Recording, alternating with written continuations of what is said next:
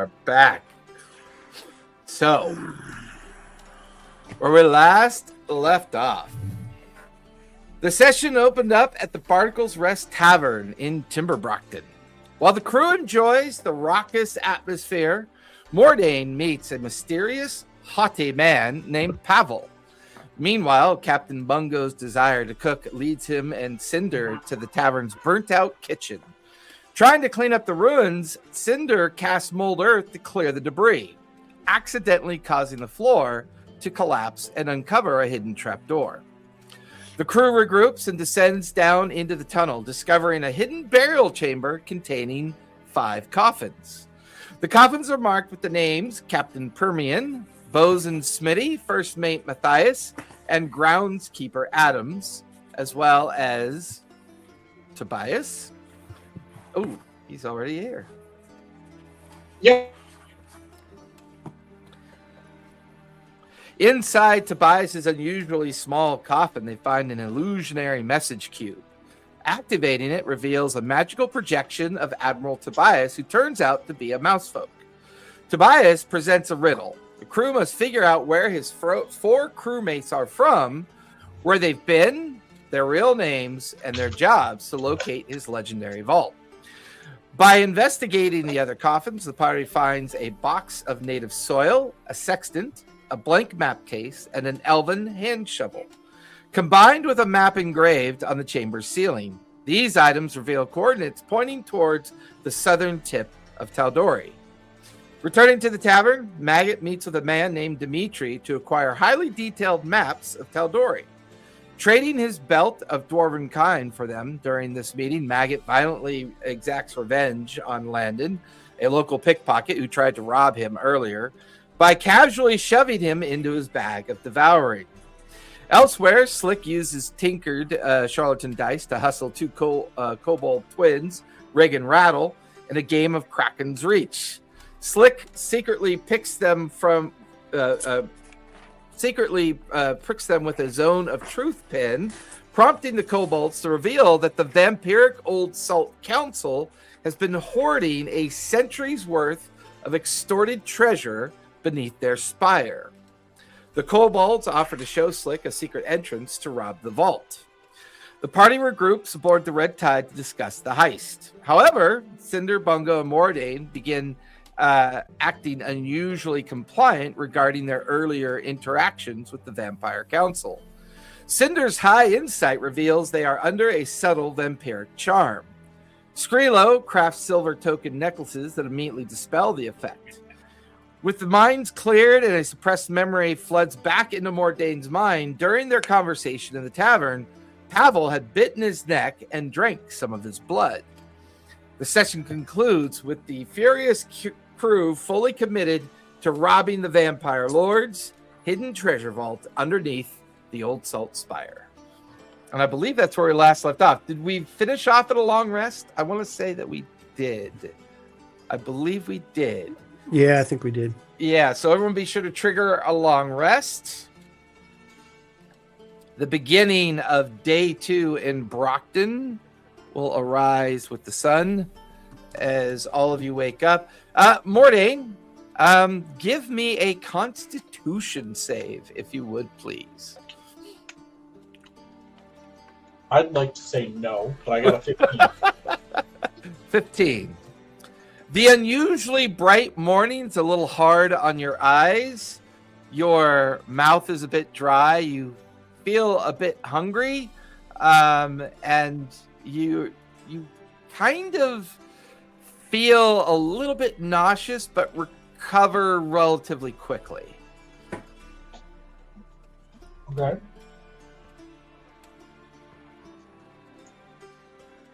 I'd go to find Bungo, like, hey, you always make some really good food. Do you have anything? Sure. Let me get to work on that right away. And do breakfast and make it beautiful for everybody.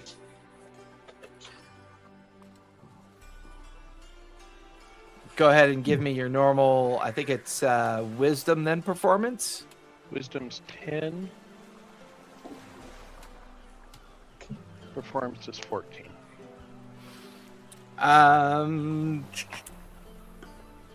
Anybody who eats the breakfast will get 5 temporary hit points.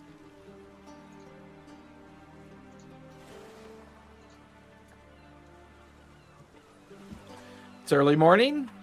Everybody is on the main cruise deck enjoying Bungo's normal breakfast.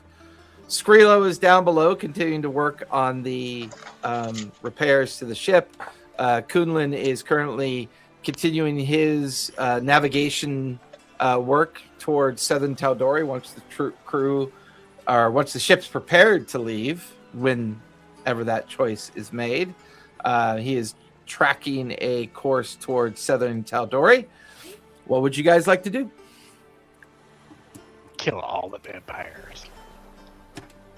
I'm working on my boots. Working on my Oh, boots. yeah. That's right. Boots of the winding path. Go ahead and give me a tinkering check on that, Slick, as you continue to work on your boots.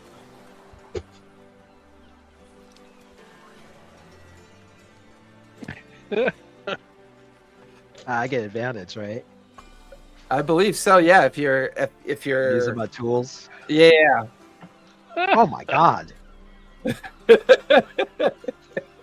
I got a 7 and a 9. 7 and a 9. Yeah. Yeah, you kind of lose a day's Wait. worth of. Can I have my proficiency bonus? Yeah, I'm okay with that. You can add it to your 9. Okay, I got 12. Okay, 12. I mean, that's Still a not great, decent. but- It's a decent morning's worth of tinkering. It doesn't speed up the process, but keeps you on track to finish the boots. Okay. You didn't break anything. Let's put it that way. You didn't Okay, break that's, anything. That's the important part. He's just tinkering away with his downstairs with his boots. He looks up at the wall where his name used to be scratched into it, where from the curse or whatever, and Yep. and just has a deep sigh, thinking that he's not, his name's not on there for some ominous reason anymore. That's true. They did go away after Black Ming was set free. He's gonna tell, Slick. I'm Slick. He's gonna tell Sleek that. Wait, I'm Slick. Hey, I'm Slick. We're gonna tell Sleek to go upstairs to find Cinder and ask Cinder to for a fireball or for a firebolt cantrip to put into, because I need that component for my boots. Oh yeah, that's right. Cinder, as you're enjoying your time up on the main cruise deck, you see this little metallic crab come up the stairs and onto the cruise deck. It starts kind of moving sideways towards you, and its mouth opens, and then you hear a recording of Slick's voice. Cinder! Good morning! Hey, can I get one of those fire bolts? Cantrip things? Magic? I need fire magic for my boots down here. Just place it inside of Sleek. Just don't hurt him. Thank you. The mouth closes. I look at Sleek like, how is this going to work? Sleek turns around, sticks his butt up, and a big hole. You said And he wiggles, fireball, and he wiggles right? a little bit, like You he's said excited fireball, for it. right? No, he said fire bolt. Oh, Cinder thought he said ball, so she was like, okay. I will do the firebolt cantrip. You got to reach down, and the beginnings of the cantrip form in the palm of your hand, and then release into the contraption that is Sleek. It closes up. Yeah, There's the little hexagon or whatever, like butthole, like just closes Like a Think camera real shutter. sphincter. like a Yeah. camera shutter. And he just little trail of smoke coming out of it as Sleek goes kind of like tittering away, and then you can hear him going down the stairs. Clunk, clunk, clunk, clunk, clunk. It's like you see Sleek come over. And yeah, I tell him, Okay. Now this time, don't do it in my face. Okay. Last time it really hurt when you tried to release these things. Okay. Careful now. Careful. Just whoosh, and like this firebolt comes out. And he like takes these like mechanical gauntlets to like try and like magnetize like these force fingertips or whatever. Like magnetize force fingertips. He's trying to like catch it and like weave it into his boots or whatever and do it. Thanks, Slick. You can go play for a while. You did really well. And it just goes like real happy and skitters off. I'm done. Job's done.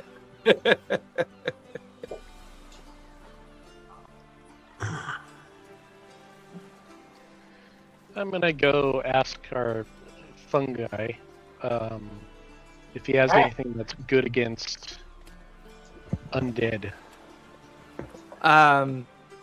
Two things. One, Mordain, as you finish eating the breakfast, the entire meal tasted like paper, like mush, like no real flavor to anything. You then can't help but notice, like, you're watching Maggot eat, and you're watching Cinder eat, you're watching Bungo eat. Like, Bungo finishes eating, you can't help but notice that you kind of catch yourself, like, staring at their necks periodically. You see, like, little blood vessels kind of actuated in their necks, kind of pulsing. And you keep hearing this, like, rushing sound in your head, like this gentle kind of, like a pulse sound. You hear a poop, poop. It's like, and it varies in degrees depending on who you're looking at. Like, you know, Maggot's just like eating like a toddler, just shoveling food into his mouth. Bungo's like cleaning up after he's done eating. Like that. Hey, you're just like, do I notice him staring at me like that? Because, you know, Belfry stares at me like that. what's your passive perception, Maggot? My passive Huge. perception is I remember 19. that. 19? Yeah, Yeah. you kind of notice Mordain's kind of awkward stares and his disappointing look on his face after like eating a meal that doesn't seem to be very satisfying.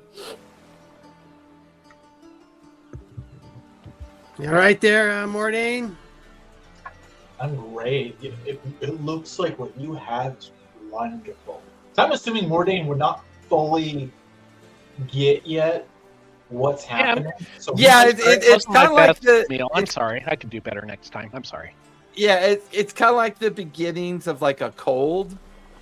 Like you know how like you just feel kind of blah and nauseous and you know, and of course at the beginnings of a cold the light's way too bright. You just kind of want to crawl into bed but you know, part of you is also still kind of, you know, that warlock part of you, which is, you know, you still have your own goals in mind and you think about combination of things. Your head is like a whirl of strange kind of insightful opportunities. And like as Maggot is asking you if you're all right, your jawline itches a little bit.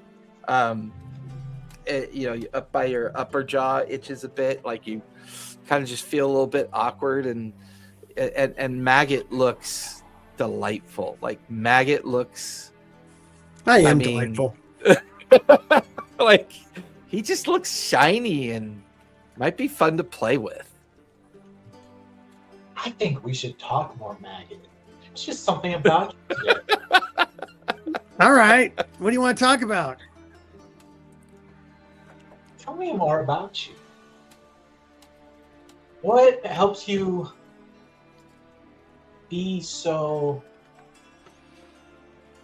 delightful? Delightful. I don't know. I guess my skincare regimen.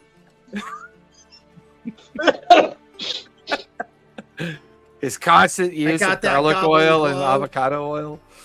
I got that goblin glow. Probably the fresh sea air makes you extra hungry. You know. That does sound. The humidity in the air might have plumped my skin up a little bit. I'll try that skin routine. When you try it tomorrow, please let me know. Sure. Fuck. Aren't you such a doll? Man, I wish you Pretty had fat Sephora Bono. still, or whoever that lady was. You have support still. I don't think I got the cabin boy thing. I think I actually something else on the ship. I don't know what my actual. I think I'm the scout. I'm not the cabin. Well, let me go. I'll go to town and get you a cabin boy. Okay. I'll get you some. I'll get you a cabin boy. I'll be back. Okay. Maggot starts walking away. Belfry. Belfry drops from the main mast right next to you. We gotta Spits go to out town. spits out a hand that's half eaten onto the ground. What did I tell you about playing with your food? Eat it. Slurps it back up. Okay, there you go. Now let's go to town. Climb on the back of Belfry and start taking off up into No the way, air. Mordane. I'll be back. Because watches I'll get you Belfry I'll get you a cabin boy. loops away and starts heading back towards Brockton.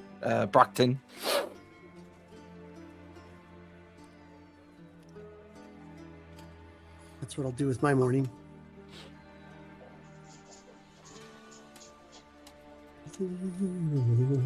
Yeah, I want to check.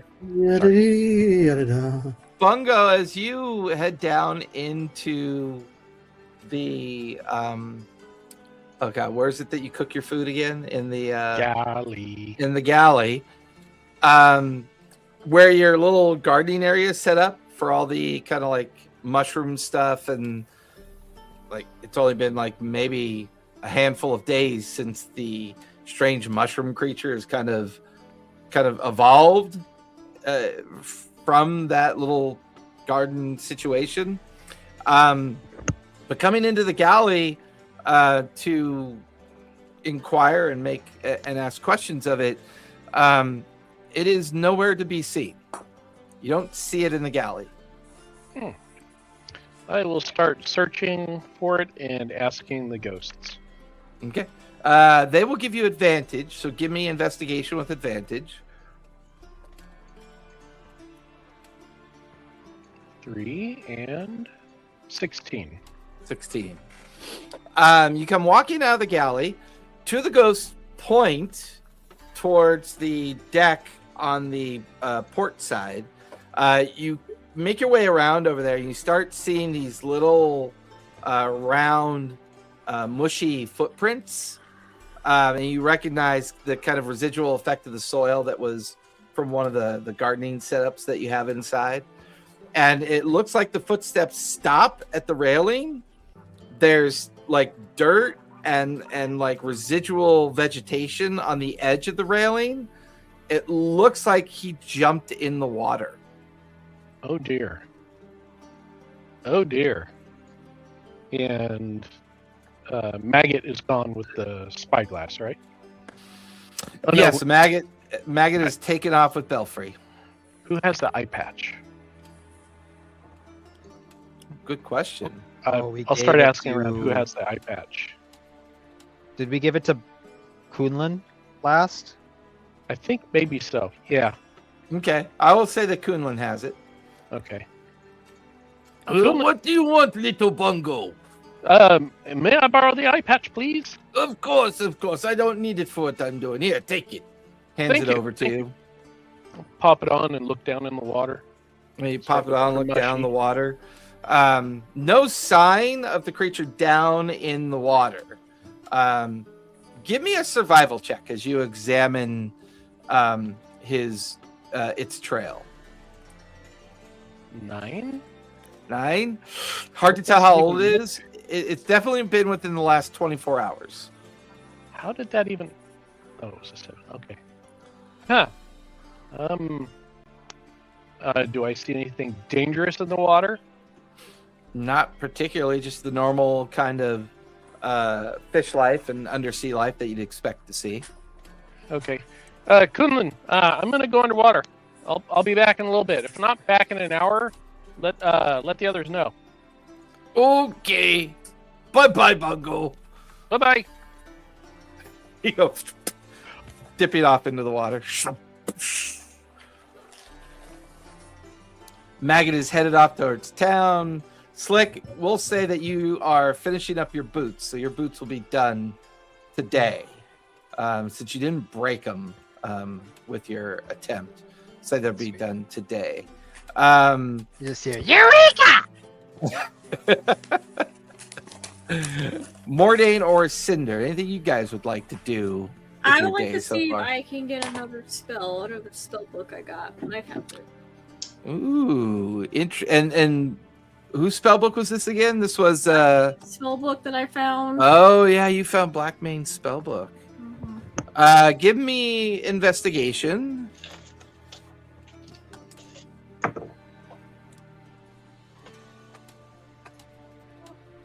29. 29. Ooh, that's really good. Thank you. Give me Arcana with advantage. I'm glad you said advantage. 'Cause that really helped. 21. 21. Let's take a look. I believe he's all evocation. I did learn a necromancy spell last time, but Oh no, that's right. He is necromancy and evocation. So with that, let's see. What does she learn with that?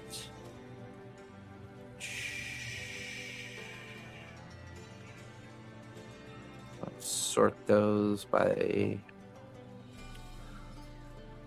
Let's see. That shows up as. What was the last one you learned?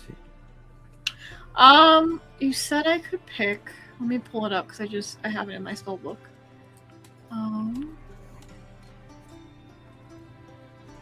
Because the last one you learned was a 4th level or a 3rd level? It was a 3rd level necromancy spell. It was. So in this case, with this effort, I will say that you can pick and learn a 3rd level evocation spell of your choice. Gotcha. Awesome. Oh yeah, Okay. I learned shadow tendrils the last time I did this. That's so you right. said evocation spell? Yes. Okay, cool. Mordain, anything you'd like to do with your morning so far? You're on mute, by the way. I'm going to figure out how can I rework the initial setup that we had for the ship where to kind of come in and cause the craziness. How could I use that to my advantage for the heist? Ooh. Because you did the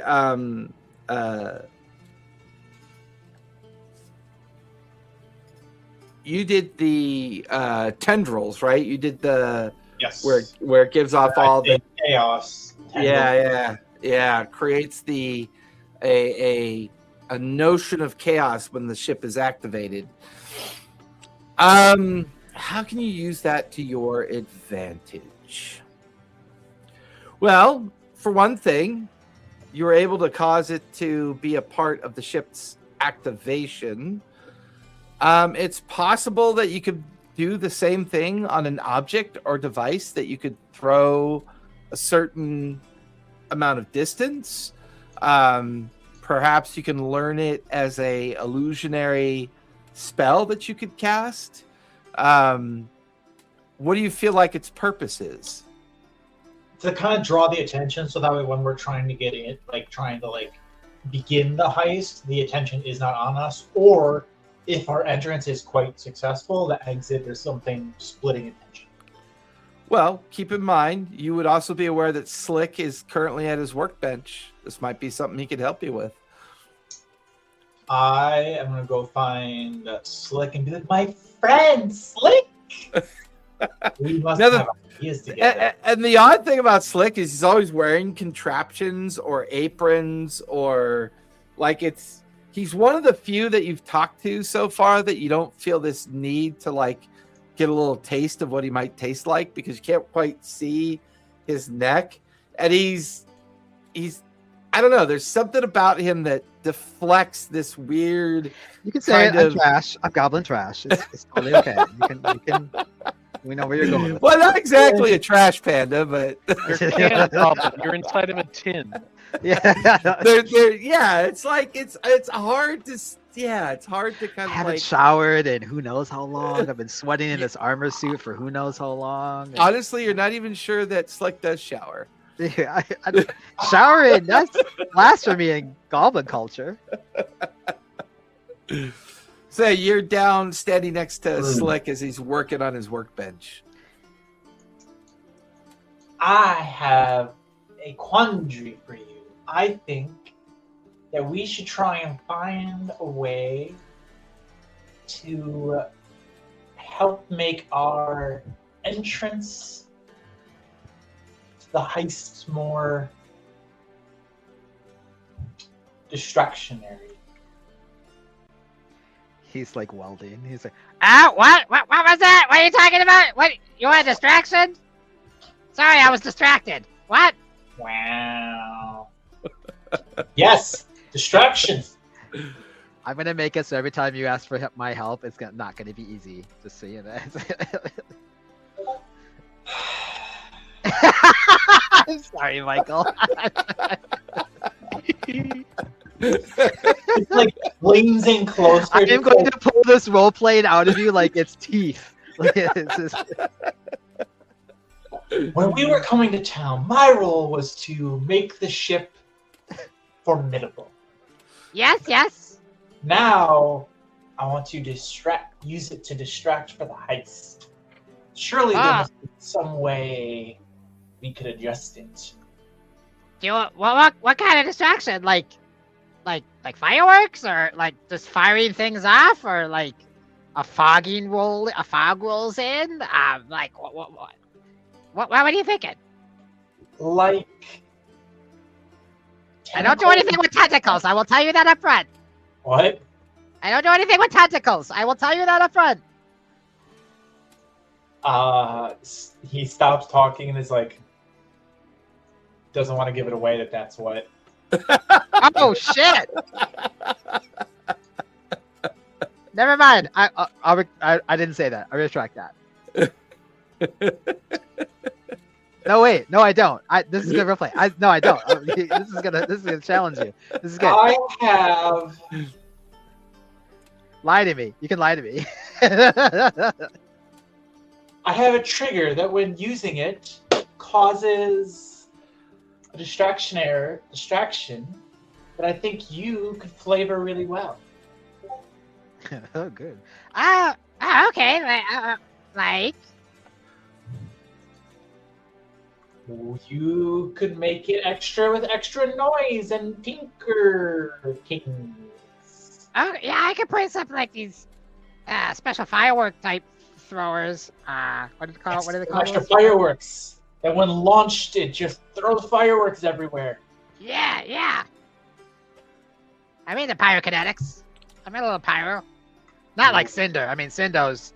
She's up there for pyro. I mean, but like, you know, I'm pretty impressed with the pyro she can do. Like, I sometimes worry she's gonna burn down the boat, but I don't want to do any damage or hurt. I just want to pull their attention. oh, okay. Yeah, I got some powders over here that are good for exploding, and I could probably put some colors or something and dyes and stuff like that in there for you. No problem. Perfect. When do you need it by? Because I'm kind of in the middle of doing something else right now. When are we doing the heist? Tonight. By So you tonight. need it tonight. Okay. I'll put it on my list of things to do. Slick, what's your passive insight? probably not very high. 11. 11's high enough to tell you that you need something from Mordain, like something that represents his magical essence for you to like infuse into the object. Hey, but if I'm gonna need this to make it, kind of like your thing or whatever, I need a magical essence to put in the talc with the talc powder and stuff like that. So you got any spare magic I can suck off of you? Do you have a jar? I'm sorry, what? Do you have a jar? I There do. it goes. Here. Yeah, I give you like a specimen jar. A specimen jar, yeah. Yeah, like one of your little rudimentary specimen jars. I think these are the old jars that used to have your parts in. Yeah. Oh, I cleaned them. I washed them with salt water. It's okay. Oh, what a shame. Just puts his hand over, just to put some blood into the jar. So when he does that, Slick, it's really strange. So he puts his hand over it and quickly does a little kind of like, little laceration on his palm to allow the blood to kind of seep out. And it kind of seeps out normally at first, but then you watch as it gets little like pseudopod tendrils and it like grabs on to the jar. And then the blood kind of ferrofluid, like waxy drips into the jar. And then Morning, kind of subtly pulls his hand back. And the blood doesn't like drip or drain. It slowly crawls down the side of the jar into the bottom of the jar.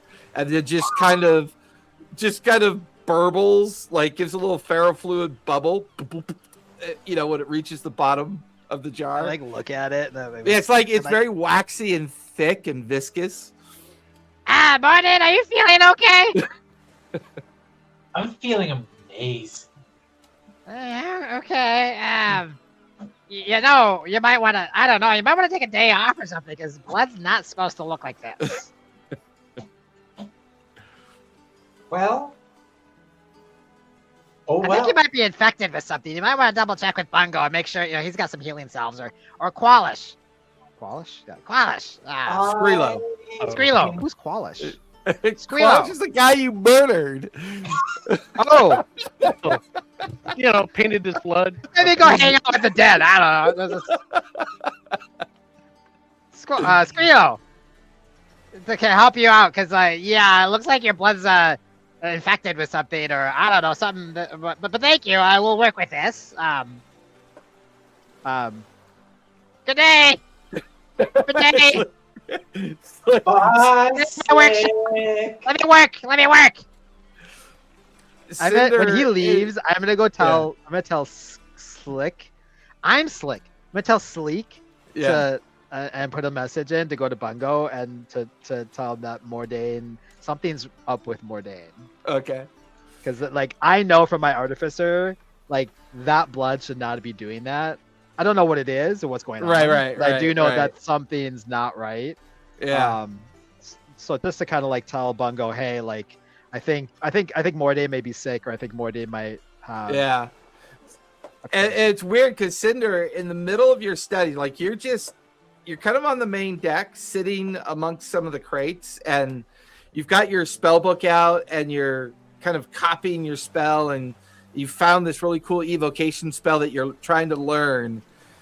And then super briefly, almost like in the blink of an eye, Cinder, you feel this cold prickle sensation crawl up your back and up your spine. All the hairs on your neck kind of stand out.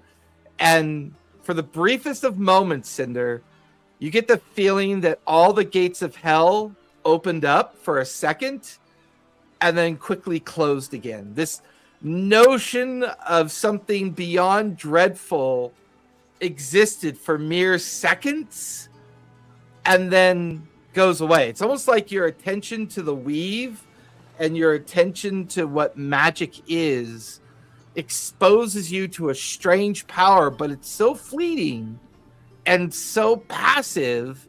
You're like, where the fuck did that come from? And it's at that moment, you see Mordain come up on the main deck, and within a few seconds, you see Sleek crab crawling behind Mordain, but then turns another direction as if trying to find somebody. But then the feeling just goes away. It's gone. as quickly as the feeling was there, it's now gone. And you kind of return your attention back to your spell book. I'm just like, what the fucking world-ending thing has somebody just done now? But yeah, if I can't like figure out any more than that because it was that fleeting, then I would just be like, hopefully there's something in here that will save my ass. Yeah. It was weird. Definitely weird. So, Maggot, give me a perception check with advantage since you are up in the air over the town. Okay. Perception check.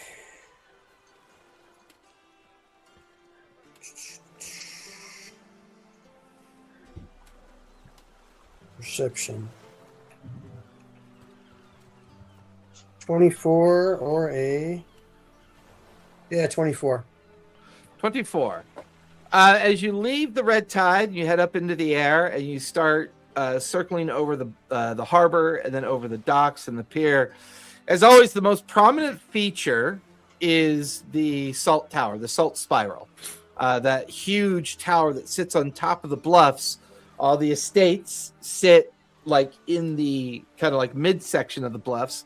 And then, of course, the town itself sits at the base. As you're kind of floating around and kind of looking down and below, you can't help but notice there is a small trail, like a gravel trail, that leads out of the east side of town. And from where it leads out of the east side of town, it leads up to this ramshackle old fisherman's hut. You don't remember seeing that before. Like, you see the marketplace that you guys were in. You could see the kind of like partying atmosphere of the crowd at the Barnacle.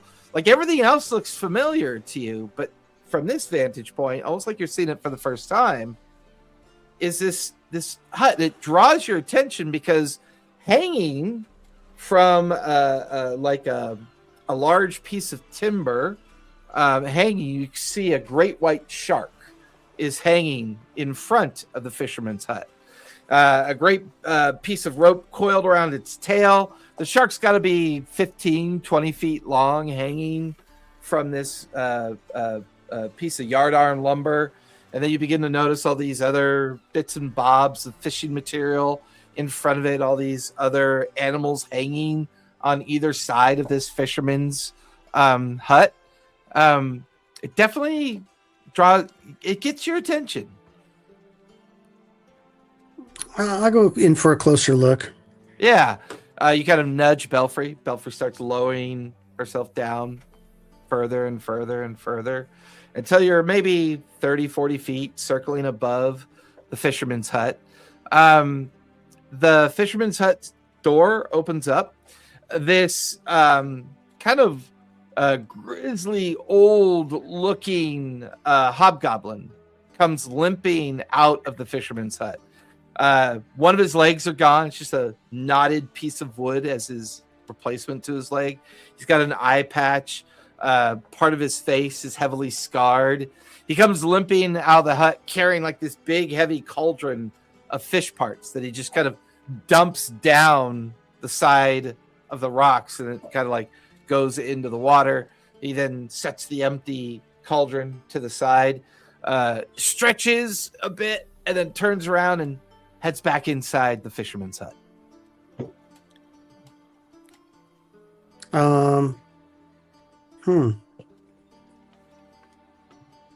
And it just goes into the ocean, all the stuff? Yeah, like just runs down the banks of rocks, like, you know how like jetties, like the base of a jetty, and then it runs off into the water itself. Do I see mean, you anything in the notice, water like it's feeding it or something? Maybe. It's kind of weird, yeah. Well, I'll fly down for a closer look to see if there's anything in the water that's eating it.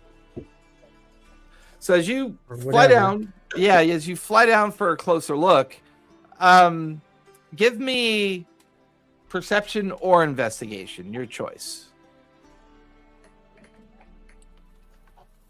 18. There's something in the water. You notice that the whatever he dumped in there is kind of like chumming up the water.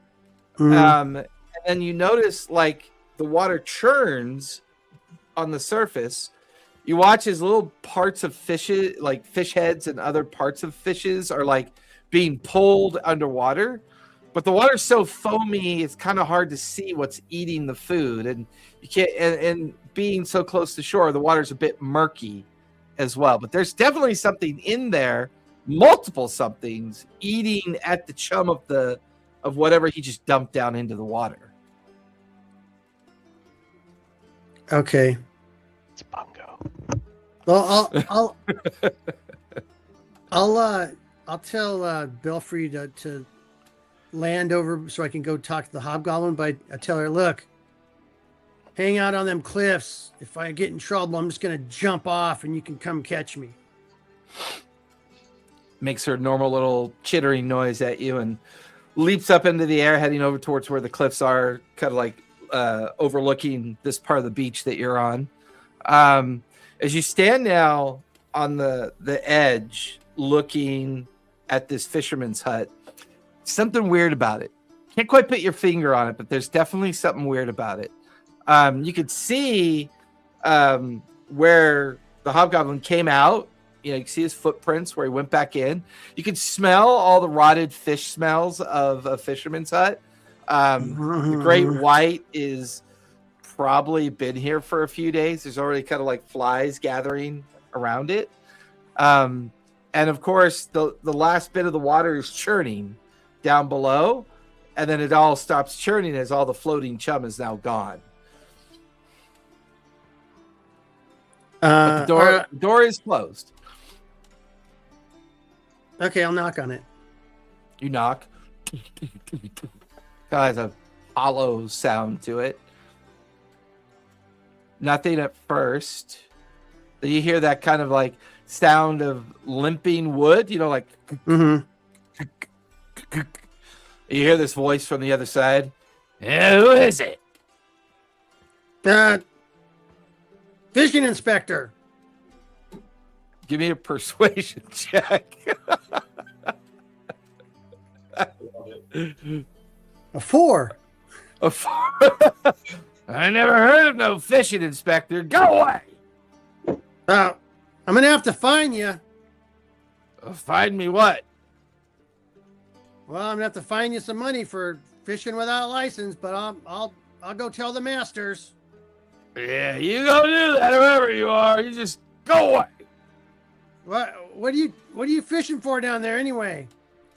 What do you mean? What am I fishing for? What are you dumping that stuff into the water? You're looking for fish, right? The door cracks open a little bit. You can see the grizzly old hobgoblin staring down at you. Saw me do that, did you? Yeah. Well, shit. You better come in. Opens the Okay. door. Door shuts as you Mm-hmm. go inside. Bungo, you've been underwater now for a few minutes.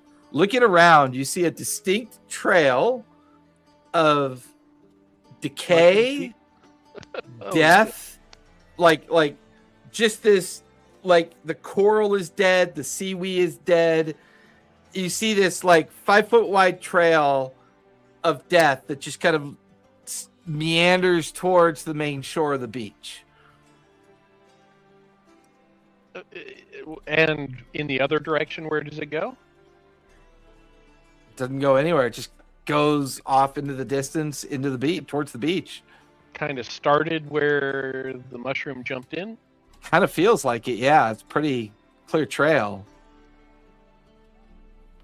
Can I get any insights on this or nature?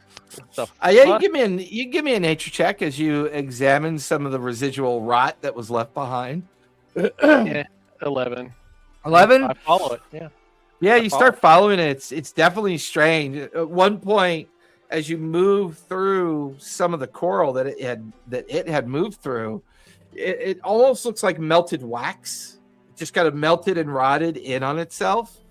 The Does footprints the coral that didn't melt appear to be normal?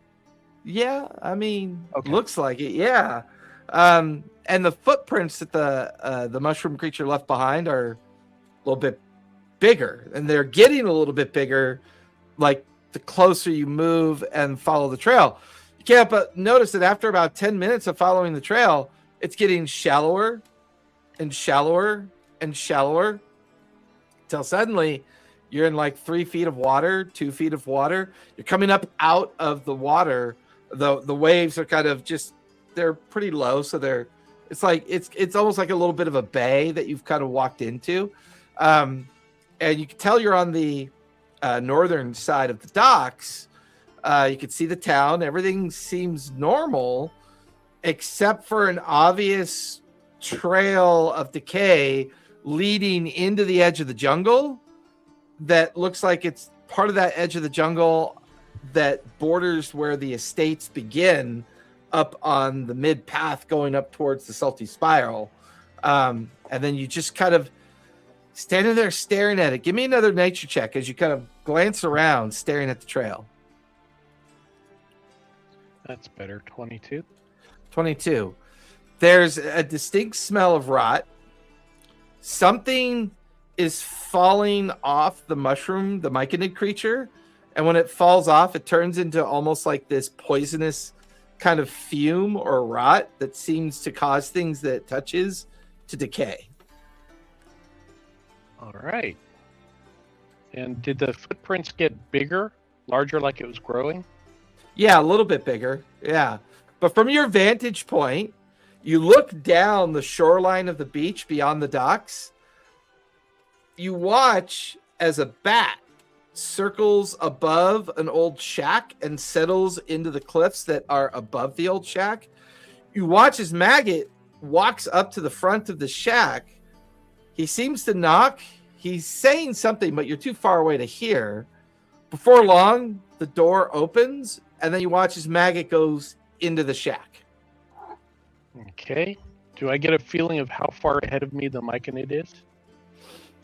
Give me a survival check on that.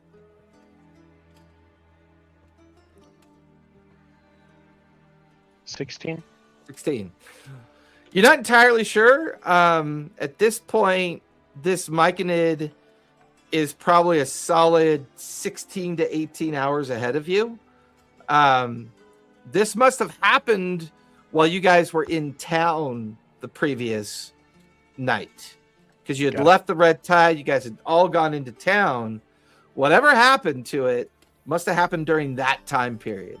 So it's pretty far ahead of you. Most of the rot is kind of like just settled into sludge, and it doesn't expand very far. It's just this kind of like immediate, like 10-foot wide trail that seems to affect it. But so far, no sign of it, and just lots of residual sludge left behind from wherever it moved through. Yeah. I'll safely take a sample if I can. Give me a dexterity saving throw, if you would, please. This is going to be fun. 12. You reach down to try to take a sample of it. The sample immediately sprouts teeth. It like bites into your hand. You take 4 points of piercing damage when it bites into your hand, and then it immediately springs these little tendrils, and it begins to skitter off into the jungle. Neat. Bye. Nice to meet you. And okay, I'll and it was just a piece of rotten.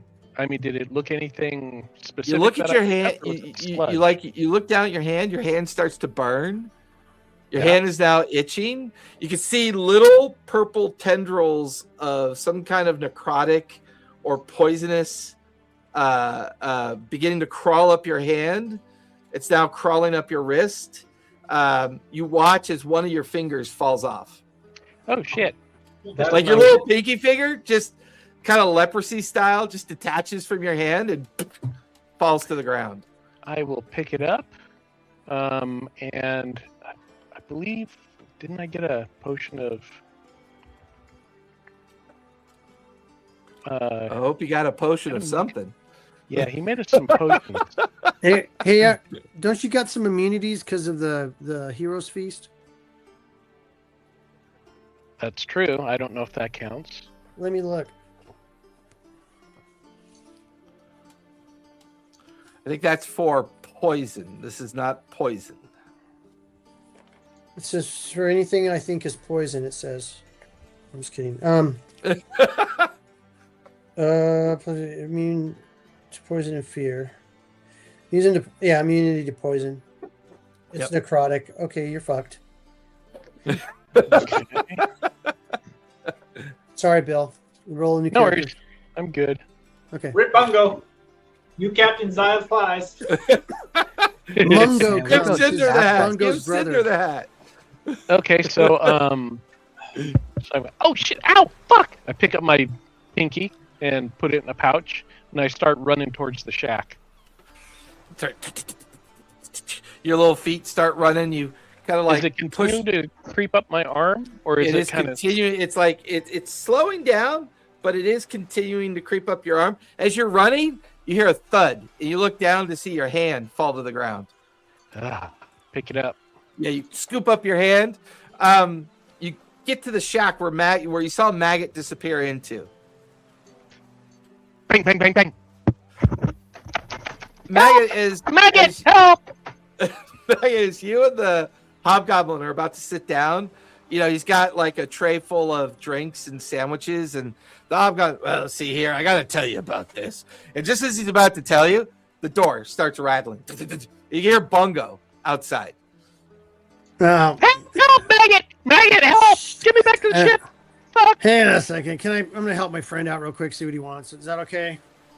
Yeah, I guess so. You got Okay. more friends? I mean, Yeah, I'll be right back. I open the door. okay. What do you want, man? I'm busy. I got bit by something and my fucking arm's rotting off. Get me back Let to me the ship. see your arm, man. Let me see what it looks like. So, Maggot, when you see Bungo, Stump. he's perfectly fine. Yeah. His pupils are blown out completely. They're as large as dinner plates, and You might need to cut off my arm. Use this knife. It gets hot. on the left side of his head, you see a little mass of congealed, like rot, and it's got little antennas coming up out of it, and you can see like a little eyeball, kind of like poking out of the mass on his head. But right now, Bungo's in sheer panic. He's holding his perfectly fine arm. He's telling you the hand is gone. He's panicking. He's out. He's just out of his mind. All right, Bungo, turn around. Turn Is around. it spreading? Is it All right. spreading? Use this All knife. right. Cut it off. And I'll just take the flat of my sword and smash that thing on his head. Just knock my ass out too. So you're going to try to not lobotomize Bungo, Well, or yeah. I don't for wanna kill him. accuracy's sake, give me an attack roll. Like you pull out your sword, and with the flat of it, you kind of bring it down on the creature that you can see on the back of Bungo's head. Let's see. Oh, this one. I'm gonna see what I'm gonna use here. I'm better off shooting it off. Yeah, I'm gonna just shoot Just it don't off. roll a 1. Okay. So I'm gonna roll that.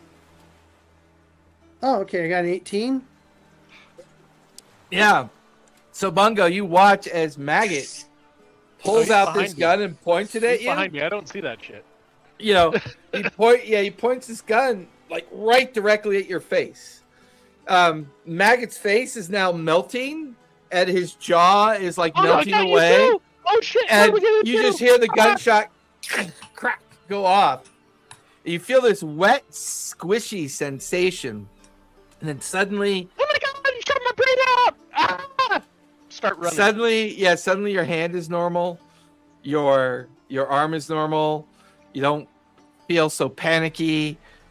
This weird kind of sludge is drifting down, and then suddenly you see this gnarly old hobgoblin get up from behind Maggot and come running over. Ah, you got one! Hold on! He kind of reaches over Maggot, grabs like the backside of Bungo's head, and rips off the remainder of the creature. And just as he rips it off, you could feel these nails like tear at the scalp You feel some of your hair and scalp kind of tear away as you take 8 points of piercing damage. And you watch as he's holding this thrashing, squibbly, multi-tentacled creature with a single eye, this strange kind of like thorn-like needle mouth that's kind of like spitting this needle out and in, and this weird noxious fume is kind of spraying all over the place. You watch as this hobgoblin takes it and he goes, "Oh, well, I've been trying to catch one of these for a while now. This is great.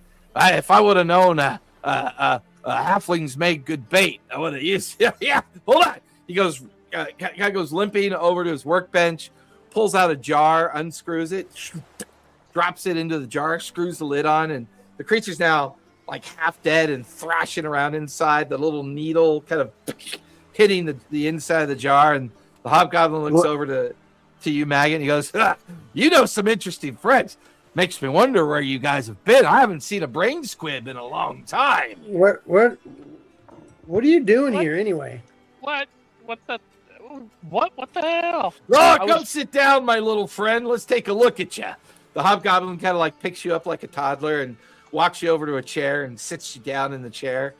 He goes and he grabs this black bag, and he can reach into the bag unusually deep. Like he brings it over and he reaches in and he's like up to his shoulder into the bag, and he pulls out these tools and these weird kind of waxes and little tinctures, and he comes walking over to Bungo and says, "Well, hold still. Let me fix this for you." My name's Groton. Pleasure to meet you too. Not sure. Groton. Yeah, Groton. Listen, where have you guys been that you picked up a brain squib? Last I heard, you can only find these near the portals of hell or near celestial gateways, or have you guys been interacting with any kind of like strange, unholy creatures lately, perhaps? I guess you could say that. I was just walking along the seashore or the seabed, following a mushroom that we lost. Oh no, sorry, friend.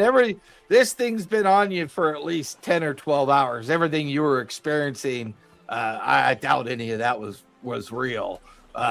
These brain squibs are nasty little creatures. Typically, they try to convince you to kill a whole bunch of people, and then when they mature on your dead bodies, they erupt into these gateways. And then these little hellions come out of the gateways and pull your dead bodies into the gateways. But these things only come around if you've interacted with a demon gate or a hell gate, or maybe something that has spawned demon-like eggs or something. I mean, have you guys been around anything like that, or no? We're in that astral sea. No. And our friend has a thing like that in his brain, so maybe. No. You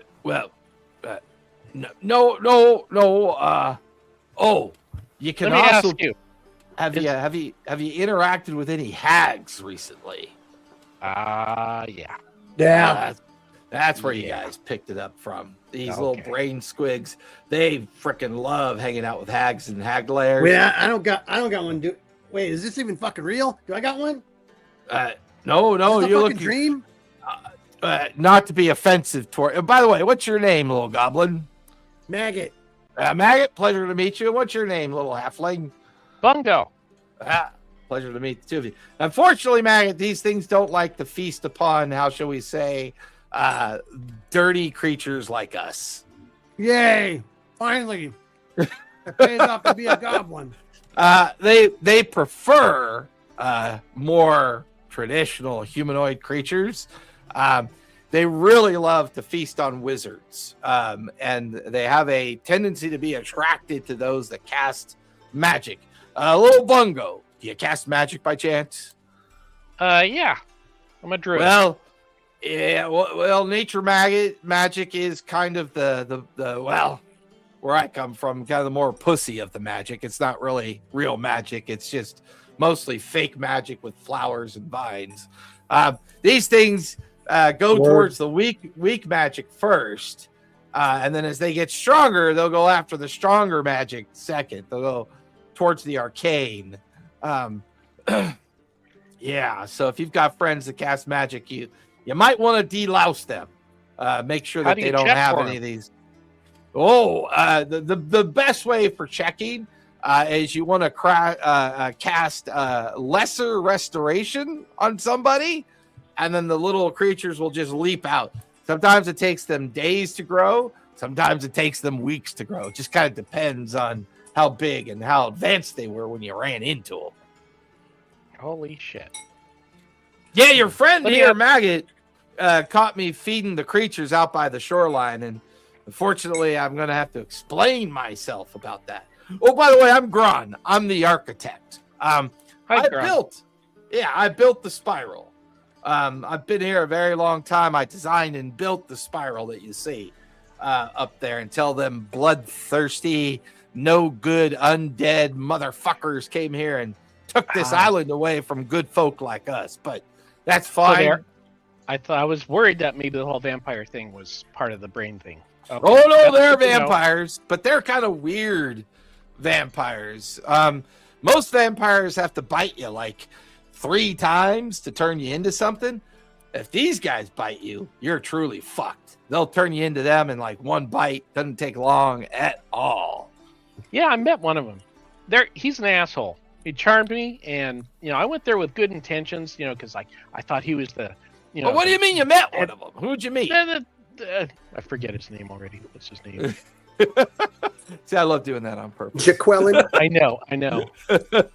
Thad. Did you meet Thad? Thaddeus, yes. Thaddeus. Yeah, yeah. He's the ringleader of these guys. Yeah. He's a dick. I want to fucking kill him. Well, not kill him. Make him undead unalive, Well, he's already undead. I'm not sure. Yeah, but make him undead unalive. Did he bite you? No, but he charmed me. Turned me into a fucking thrall just because I went to offer my respects like a normal good person. What a dick. You're aware you're on a pirate island, right? Yeah. And he's a vampire pirate lord, right? Yeah, he's a fucking dick. And you were nice to him? Yeah. Did you offer him a gift? Yeah. Yeah, he probably looked at you like a piece of bacon in a frying pan. He's a dick.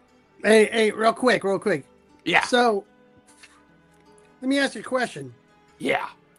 Is there a massive treasure hoard under there? Under those vampires?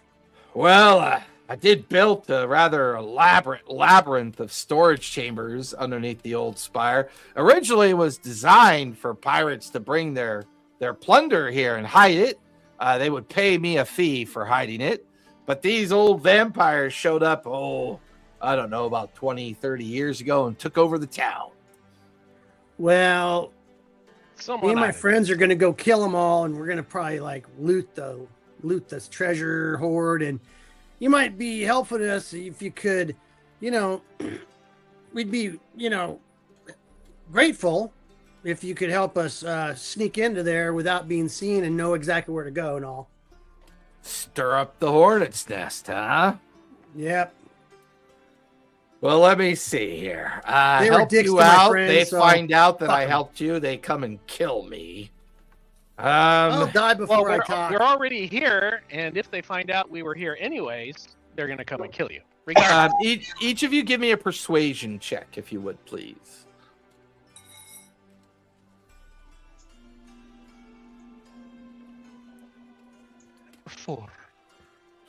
4. Persuasion. What did you get, Maggot? I'm rolling. I got a dirty 20. Dirty 20. As the two of you and Gron are having this conversation, Cinder, give me a Constitution save, if you would, please. I'll be right back. Yep. BRB.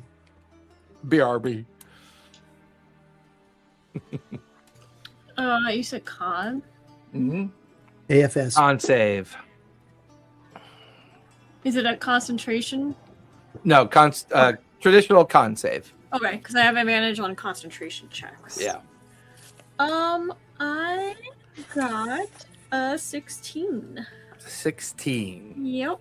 You feel this incredibly itching sensation on the back of your neck.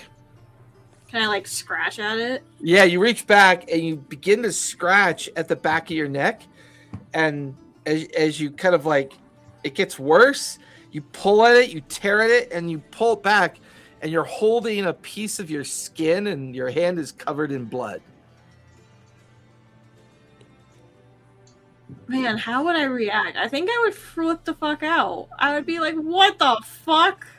It's like you can And hear I would, Cinder go find up on the main deck freaking out. I would go What's like, going on? Here. I am bleeding. Something got me. It could have been that stupid bat. What, midget? Midget's bat? Maybe. I don't trust bats. They're freaky.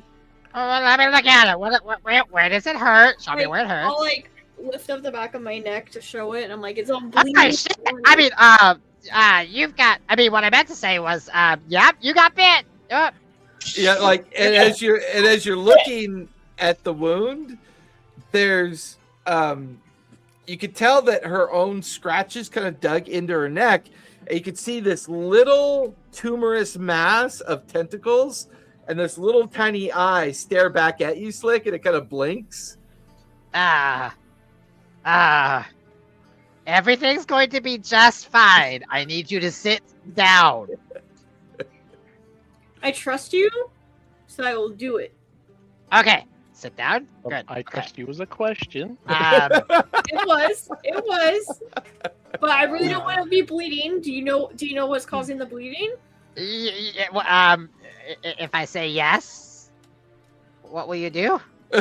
I think I'd actually listen to you more and not freak out. Yes, I do know what happens. Okay, this is gonna feel a little cold. And I'm gonna do a ray of frost on her neck. Yeah. Try and freeze the.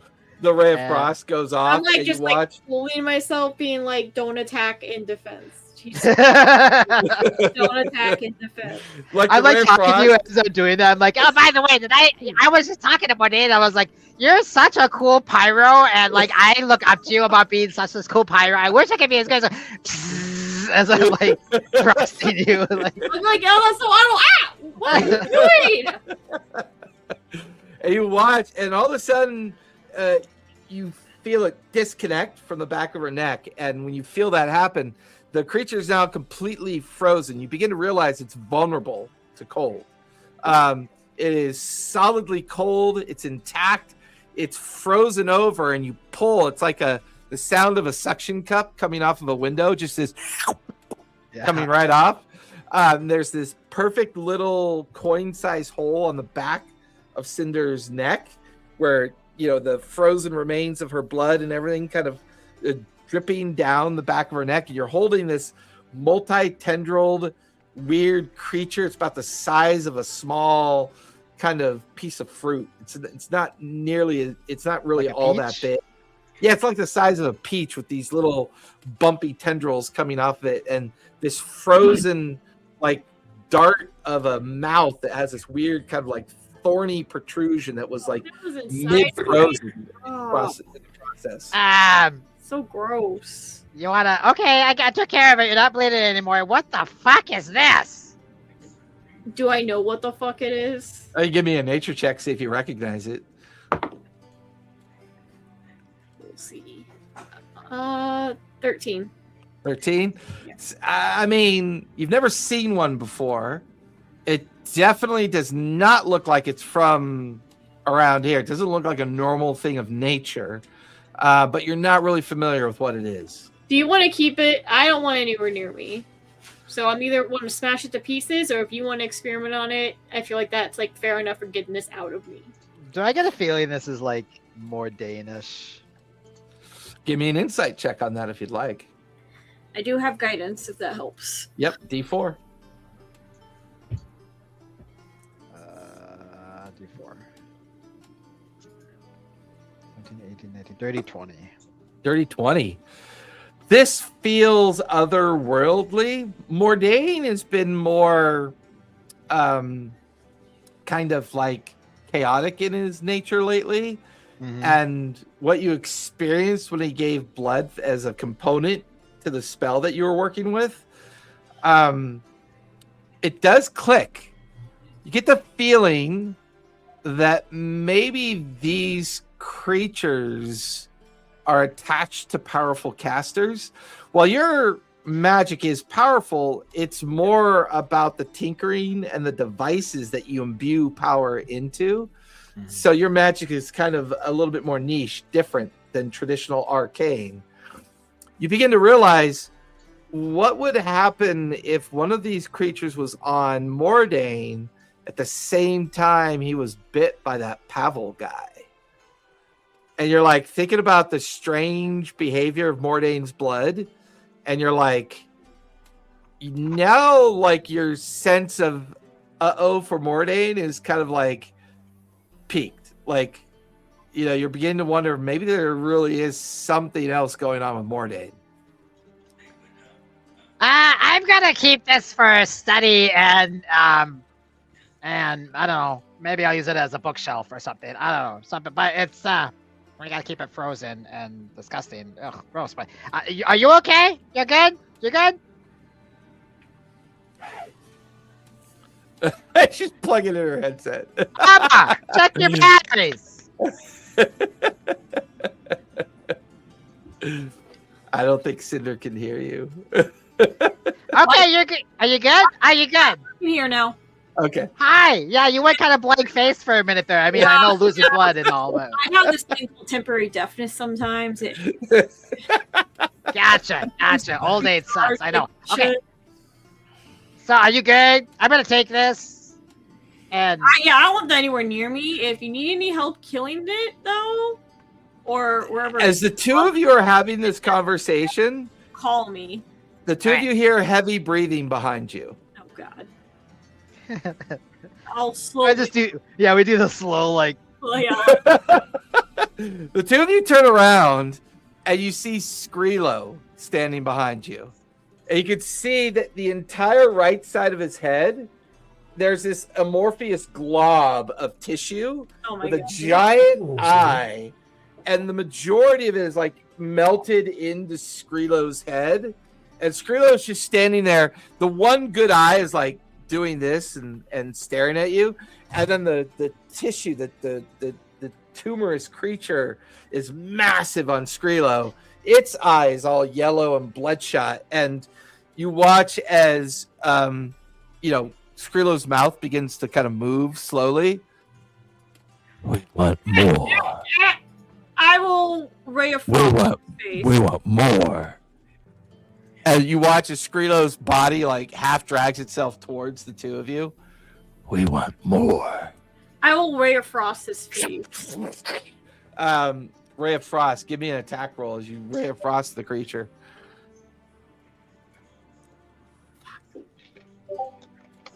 Where I just saw it. Oh, there it is. I was like, it's a cantrip.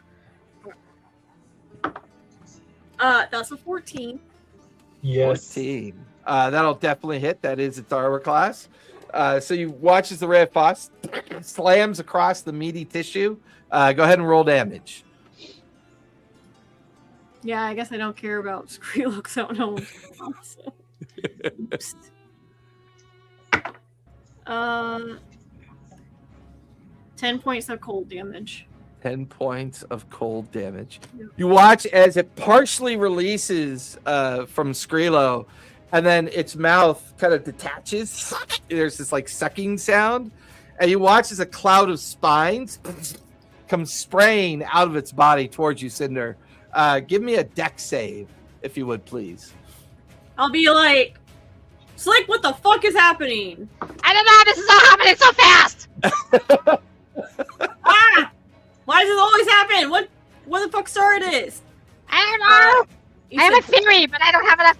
I need more evidence. Oh, could this be like this chaos thing you said I felt for like a brief second, or is this nothing? Maybe. Could be. Okay, well, I rolled What'd you- 1 for dex save. A 21? Yes. You step out of the way. The cloud of spines rattle into the wooden wall of the cruise deck behind you. You watch as they begin to smoke, and little trails of acid are eating away at the wood. At that point, you two look up to see Kunlun looking down at you, but on the back of its head, you see these huge starfish tentacles kind of like arcing off the back of his head, and it's kind of melted down into his forehead, and you just hear this, "We want more!" And then Kunlun drops flat-footed onto the main deck. Mordain, you're up near the front of the main deck.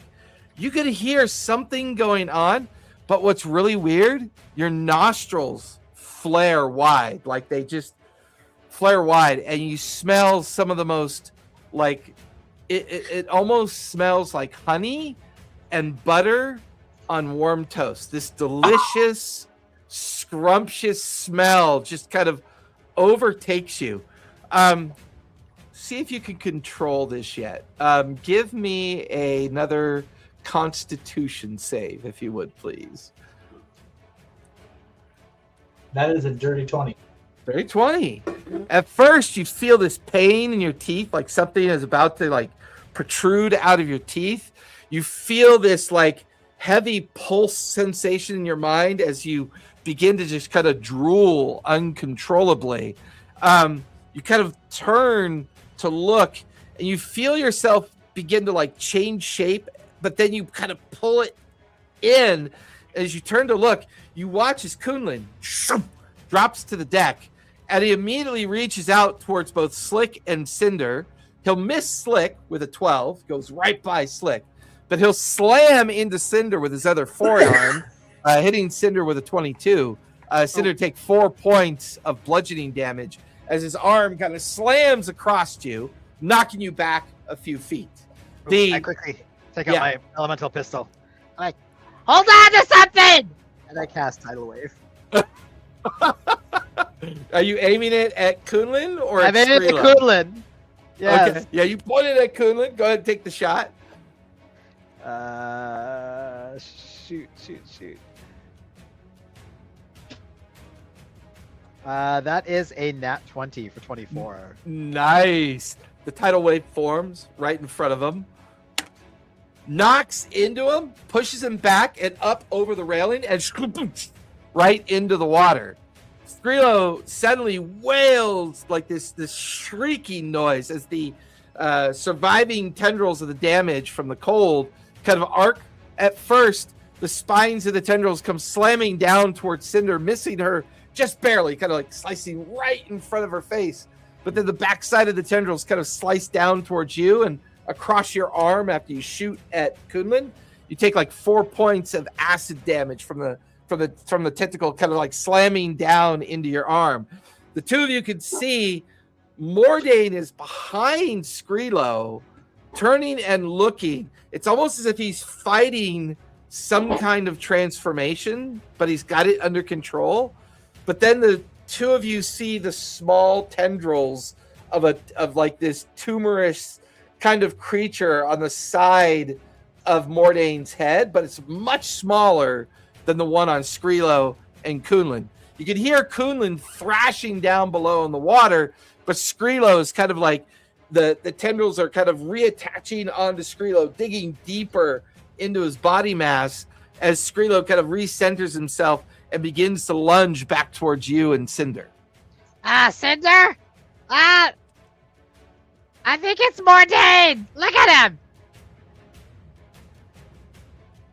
He's And got Cinder, some you sort of growth on you him. see like It looks little looks tentacled like cancer creature baby. on like the back of Mordain's head. Its little tendrils are up, its little eyes blinking. And then suddenly, Mordain, you feel this burning and this like horrific itching sensation on the back of your head. It's just like pulsing pain that you reach up and you feel this tumorous like mass on the back of your head.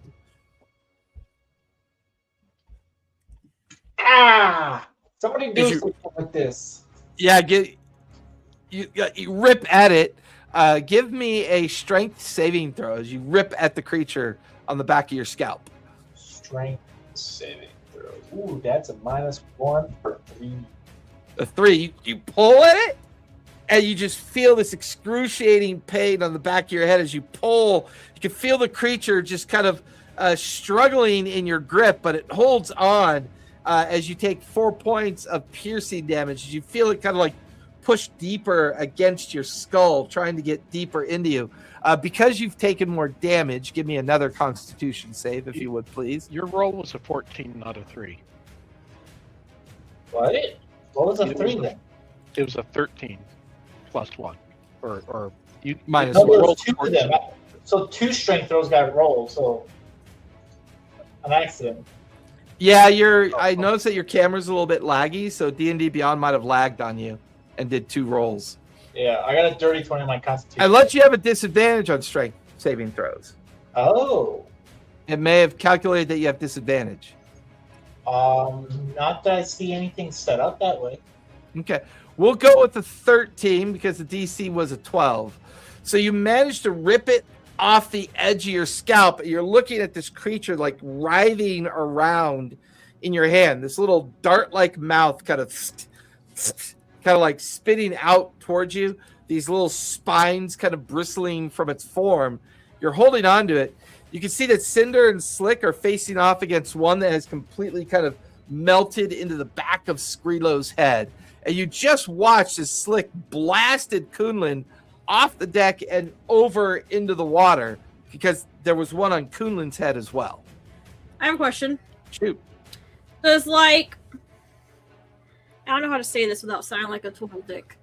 Does, like, laws of nature work in this where, like, you know, water is conductive to electricity? I mean, there's what we call fantasy physics and, you know, vulnerabilities and resistances and immunities. So, like, if I cast, like, hold on, my new evocation spell that I learned today. Ooh. Which is something with lightning damage. Lightning bolt is the actual spell. Would I accidentally kill them? Kunlun? We don't care about Kunlun anyways. He can be gone. We don't care about Skrilo? Skrilo I care about. Well, this is why I'm asking if, like, you know, science plays a factor, because, you know, I mean, water and lightning, and I have thunderbolt right now. Well, in the thick of what's happening, would your character like care or even water, would so your I'm not, character? my, yeah, would your character my be- character is torn between that or Dragon's Breath for cold damage. She knows she can't go Pyromaniac because we're by water and she's on a boat, so she can't Right. cast any of her fire magics. I mean, if you think it makes sense to go the lightning route, go the lightning route. And we'll just see what. Well, I think the sheer excitement of trying to spell out that you just learned. Yeah. Yeah. No, I'm not gonna lie. This out of character. I was worried about. No, you're good. It's a good check. But Go ahead and give me. Cinder Are would you? cast lightning bolt? Yes. Yeah, you're casting lightning down towards where Kunlun is. Isn't Kunlun and Skrilo like the same area? No, Skrilo's on the main deck. Slick had knocked Kunlun off the deck of the ship with tidal wave, so Kunlun's down in the water. Question. Mhm. It's 100 feet long and a 5-foot wide line. Blast from a direction that I choose. Each creature in the line makes a dex saving throw, taking 8d6 lightning damage on a failed save or half as much on a successful one. Okay. Are they in a line? I guess is my question. Yeah, you could easily And shift. yes, I would do that. And you could like point at the creature on Skrilo at an angle, and then it will shoot down into the water and strike at the creature on Kunlun. Okay, so I rolled a nat 20 for my magic to go off.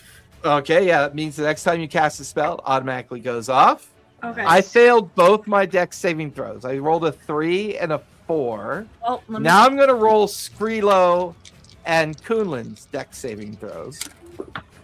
Skrilo got a 19. Kunlun got a natural 1. Oh, Skrilo passes because my dex was a 15. So he'll take half damage. So go ahead and roll damage for all 4. 8d6. Okay. So Yep, 8d6. plus 6 is 9. Plus 4 is 13. Plus another 6 19. Plus 3 is 22. Plus 2, 24 points of lightning damage. 24 points of lightning damage. The one on Skrilo immediately evaporates. Cool. Kind of like falls off of Skrilo's head. You watch as Skrilo falls unconscious onto the deck of the ship. It then arcs down into the water, hits the one on Kunlun. The one on Kunlun evaporates as well. It just comes apart into pieces. You can see that Kunlun takes a sizable brunt of the lightning bolt, but manages to barely hang on to consciousness as he kind of like feels the rupture of the creature. It's at that point the one that Mordane's holding begins to like thrash uncontrollably in Mordane's hands. Mordane, you just watch as Cinder vaporize two of the creatures. What do you want to do now that you're holding on to one of the creatures in your hand? I want to try and get the thing in the way to get vaporized. As the lightning bolt is casting down, Mordane comes running over, and with unusual speed, Slick, that you can't help but notice.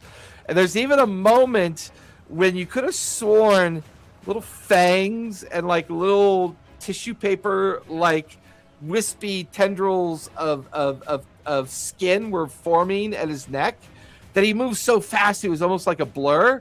And holding the thing in his hand, he pulses it like right into Cinder's lightning bolt cast because it's like casting down. And you watch as the creature just fries in Mordane's hand. You also watch as Mordane, give me a dex saving throw if you would, please, to see how much of the damage you can avoid. Do I get any? Catching on to you, buddy. Catching on to you, Mordane. Do I get any bonuses with my newfound speed? Yeah, I'll give you advantage.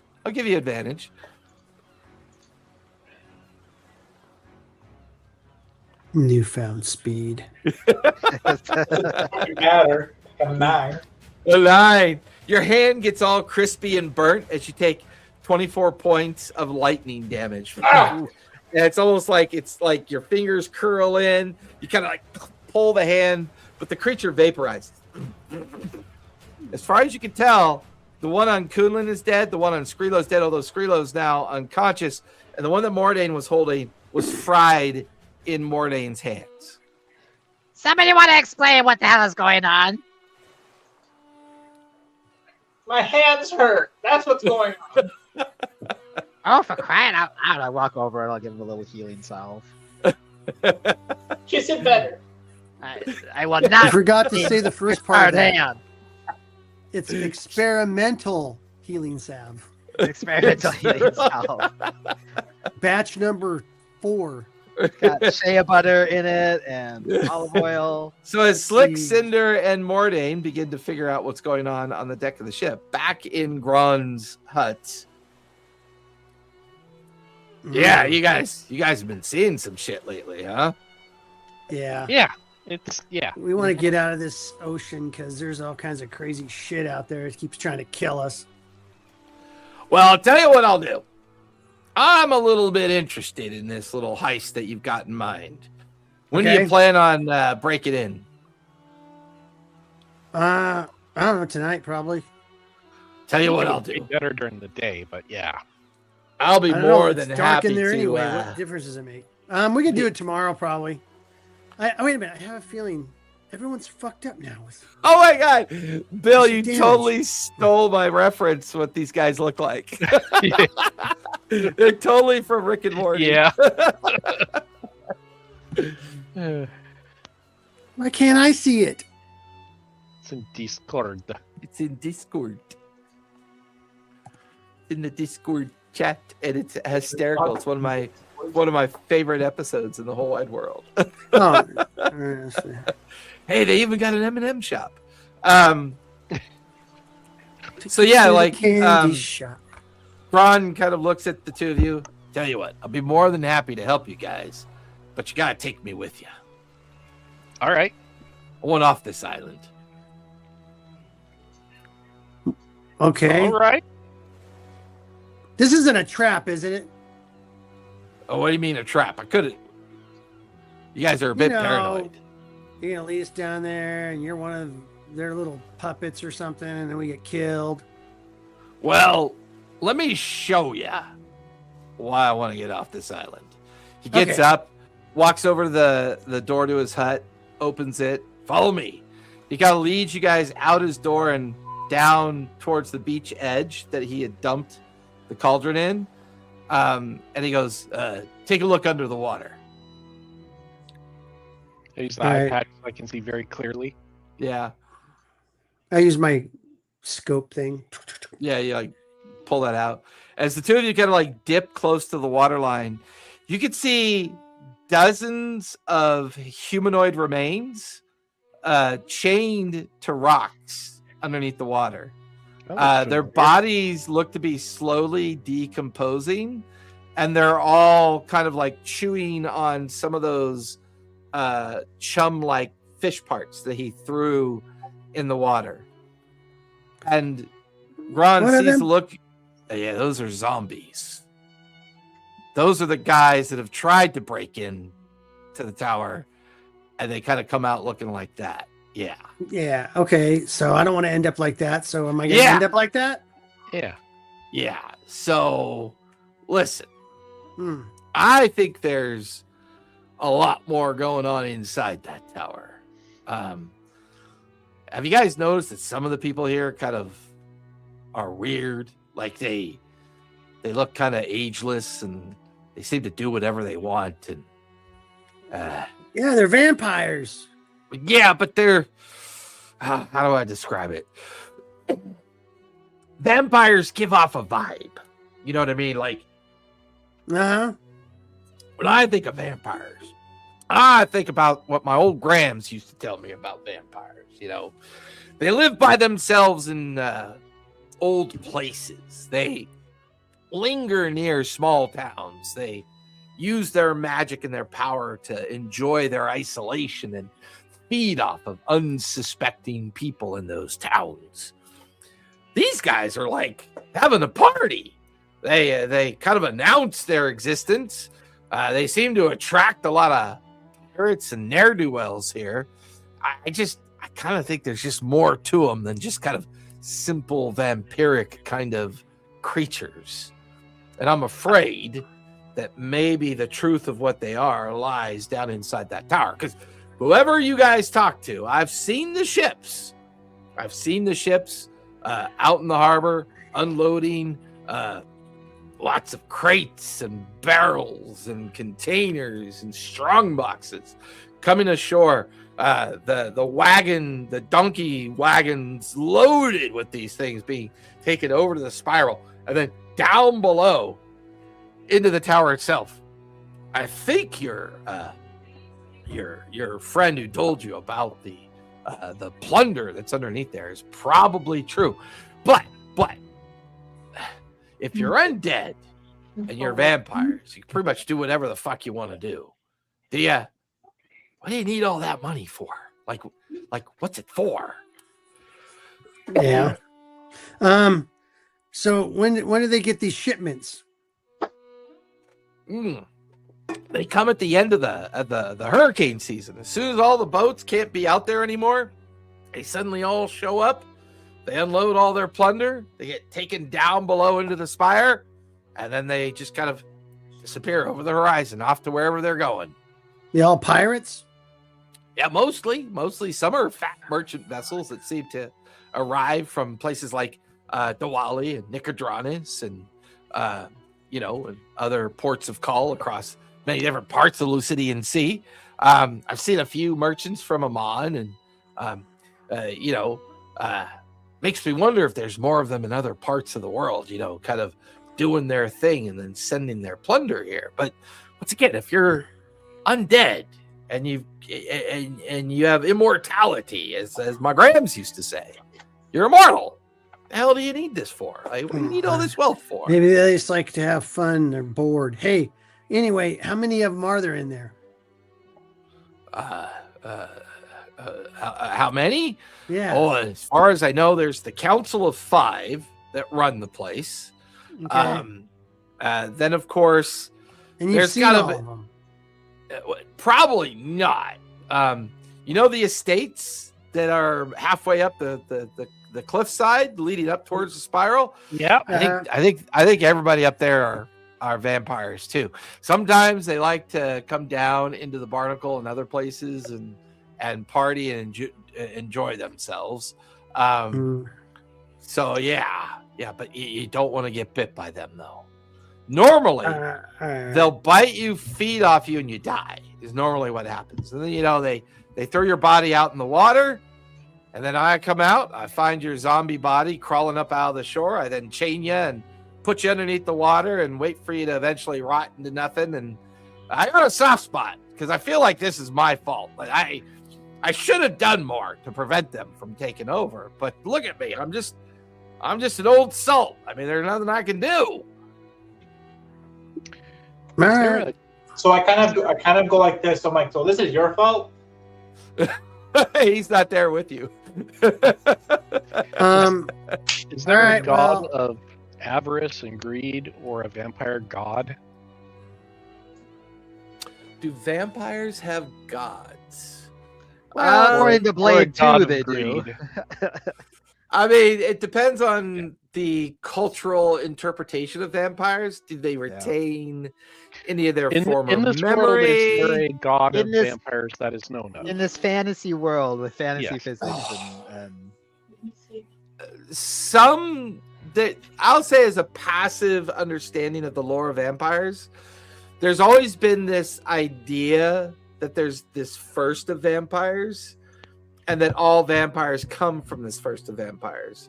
Some think it's a god, some think it's a person, some think it's, somebody from the long, long past, long ago, who spawned all these vampires that have spread across the world.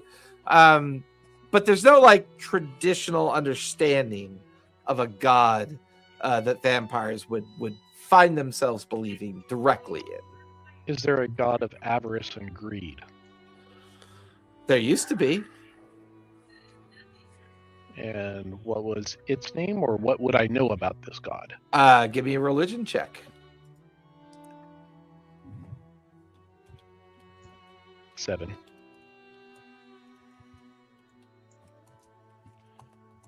Might know a little bit.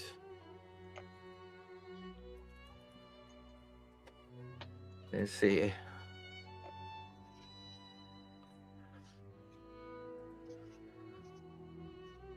The closest thing to a god or goddess of traditional greed would be Tiamat. Gron. Yeah. Would a dragon fit under the Salt Spire? Would a dragon fit under the Salt Spire? I mean, we'd see it go in, wouldn't we? I mean, if it would have gone. Well, they can shapeshift, right? Well, depending on their magic, yeah. Wait a minute. Are you thinking all that treasure is for a dragon horde? Well, they do hoard. Yeah, but what would vampires and a dragon have in common? Why would they be together? That doesn't make any sense. Well, why wouldn't they be together? Well, I would imagine a dragon, being quite narcissistic and self-reliant, would rather find its hoard under its own ability to collect it, not be reliant upon vampiric creatures. That makes sense. Okay. Man. I'm just thinking. You're thinking that maybe there's a dragon underneath the spire. That's not thinking. That's going to get people killed. I mean, if there's a dragon underneath there. Whereas on top of it, that's going to get people killed too. Well, fuck. Yeah. I know why they would be together. Does Maggot know? No, I do know. I do though. Fuck. Well, I was thinking about why would they need to hoard all this wealth? And I'm thinking, is there a god of avarice and greed? And I thought maybe Tiamat, and maybe they could be collecting, wealth and hoarding for Tiamat. Hey, I don't know. Maybe they're a cult of Tiamat, vampire cult of Tiamat. Yeah, well, we're gonna take it, but I want to fucking kill them all. We're just here to steal it. I don't care about this. If they run, if we don't even run into them, I'll be happy. But I know we will. Leave it to the druid to get all like, how is this going to upset the balance of things? Oh, and I'm not upsetting the They're balance. like, I just want to know what we're fucking walking into. Right. How play to things. best play it and get our shit. Balance of staying alive. Hey, Yeah. hey, Gron, Yeah.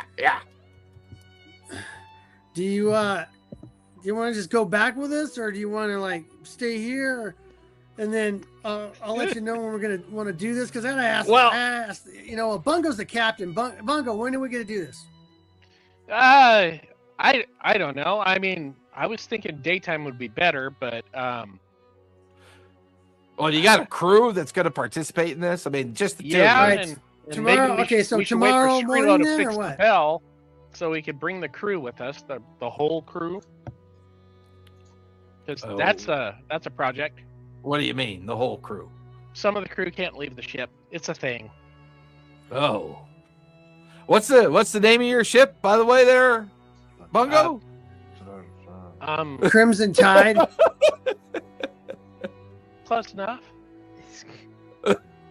I never heard of the Crimson Tide. For a moment there, I was thinking of a different ship, but no one in their right mind would set foot on that one. But Crimson What Tide, were you thinking of? Well, there was this, it's not even worth talking about. It's just too terrifying to think about. Just tell me the name of the fucking ship. Give me a persuasion check. That sounded more like a intimidation. Yeah, or intimidation or That's a persuasion. Yeah, your choice. I'm gonna I'm large okay with cat either. flying over here. He'll come down and eat you if you don't tell me. Ooh. All right. Well, a dirty 20. 18 Calm plus down. Calm down. Didn't mean to upset you there, maggot. Look, piracy breeds a lot of rumors and speculation about things. Well, Tell me the name. It's called the Red Tide. It's a ship called the Red Tide. It was captained by a cursed individual that went by the name of Captain Blackmane. He did some pretty horrible things to his crew, and it's said that his crew is cursed and that they're unable to leave the ship. Now, rumor has it, every time that they leave the ship, something completely awful and horrible happens somewhere else in the world. No one knows what it is. No one knows what it does. But this ship has always been described as a bit of an albatross. Unpredictable, cursed, brings bad things onto those that used to sail with Blackmane. But I know his ship was destroyed. He died many years ago in a battle, and he was finally defeated. But it's Crimson Tide sounds great. Yeah, it's an awesome ship. Excellent. Wait a minute. I'm Yeah. sorry, man. I gotta translate all this human talk to Goblin, and then I have to like spout it back out. But I meant Red Tide. That's the name. That's the name You're of a it. fucking idiot. Why? Why would you do that? After that story, why would you do that? Because I'm maggot. Grod just stares at you. He clearly doesn't believe you. You're pretty funny. Well, Hey, come anyway, here. let me go grab Here, grab come my here. map and we can talk No. about it. Come here. Come out What? here for a second. What are we Here. looking at? Here, look Yeah. through this. Over at the harbor. Okay. Takes the spyglass from you. Kind of raises the spyglass out there. Stops for a minute. Holds his breath. Lowers it. Stares at you and Bungo. Picks it up again. Lowers it. Stares at you and Bungo. Are you guys fucking crazy? That's your ship? Yeah, The we Red are. Tide is your ship? Well, Yeah. You got to we know broke that the curse. thing's cursed, right? We broke the Well, curse. What do It's you a mean you little broke cursed. the Guys, curse? We broke the curse. Stop giving out. It's just a little curse. You're giving the DM all this Broke the curse. fodder to We mess broke with us. I know. Listen, Listen.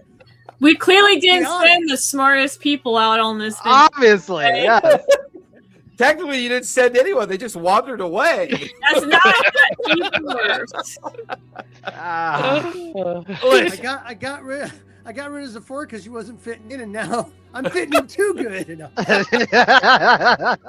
fit in perfectly. All right. Gron kind of just takes a double take and so you say you broke the curse? Yeah, pretty much. But you know what? Now you're kind of exciting me because I want to see what happens. Like, when the crew comes ashore and starts butchering everybody, I want to see like what's going to happen somewhere else. Was there going to be like a tsunami or, an uprising or Well, tidal it's said wave that when the crew takes a life, it's an exchange for a soul. So, have you noticed any soul coins being left behind? No. Interesting. No. Oh, there were something? We'll have to do it more because we've got to collect them, right? Whoa! Do vampires have souls? Well, I don't know. Man, hey, what is this whole religious bend you're on, Bungo? You're asking about soul coins and you want some more. I don't We kill care if they vampires got and we gonna fucking get soul soul coins. coins. No. They're full Soul of fucking coins hot air, are man. the, We're gonna kill 'em. Soul coins are the currency of the underworld. If you travel to the different 9 planes of hell, you use these coins as a means of transaction. Is what you use them for. What are you talking about, man? What would you want to go through hell? Hell doesn't even exist. Well, probably not. I don't know, but up They just until say that about to scare goblins, man. There ain't no place that's gonna be on fire. And guys poking you with sticks and shit. Come Hey, on, man. up to Let's about get into 30 the real world. We gonna get some fucking treasure or what? Up to about 30 seconds ago, I would have told you the red tide didn't exist. It's a ship. It's painted red, and kind of not of a good paint either. Well, Chips. let Real easy. me grab my things. He goes over and he grabs a leather backpack off a peg and a cloak, and he grabs a metal staff and. Yeah, we got a really cool artificer too, and he made himself a mechanical foot. Maybe he could help you with yours. I don't know. Oh no, Neat. no, that's not the kind of magic I like to deal with. But thank you. Anyways, well, let's go see this this red tide and see if it's really the ship that it is. All right. Because I got we a tender kinda down by the back dock. together. We can. Oh, that'd be nice. If you join the crew, you can be the cabin boy. I'm a little too old to be the cabin boy. Our witch guy, he's looking for a helper. Help him out with. He's some like things. loading stuff into the tender. What do you mean? You're witch? You have a witch on board? Magic users, Warlock. sorcerer. I don't know. Oh, warlock. Yeah. You Wizard. gotta watch out for them there. We got a couple. He of is them, creepy, but he's on our side, so it's a good creepy. Does he Is got he like really, the whole though? goth I think makeup he's on on? his side. Oh, Does he do totally. the eyeliner and Oh the yeah, and he loves tentacles. There's a oh. wet slurping noises coming from his cabin at night. It's scary. Oh, you've noticed that too? I've noticed Yeah. that too. Yeah. Don't those Yeah. suction cups have like little teeth? I don't know. Maybe he likes it. I don't know, man. That's just so dumb. Hey, the world takes all kinds. Yeah. Takes all kinds to make this place go around. You guys notice that Belfry's circling above you. You also notice that the tender is moving of its own volition, so no one's rowing or anything. It's just kind of moving on its own in the direction of the red tide. nice. Any magic?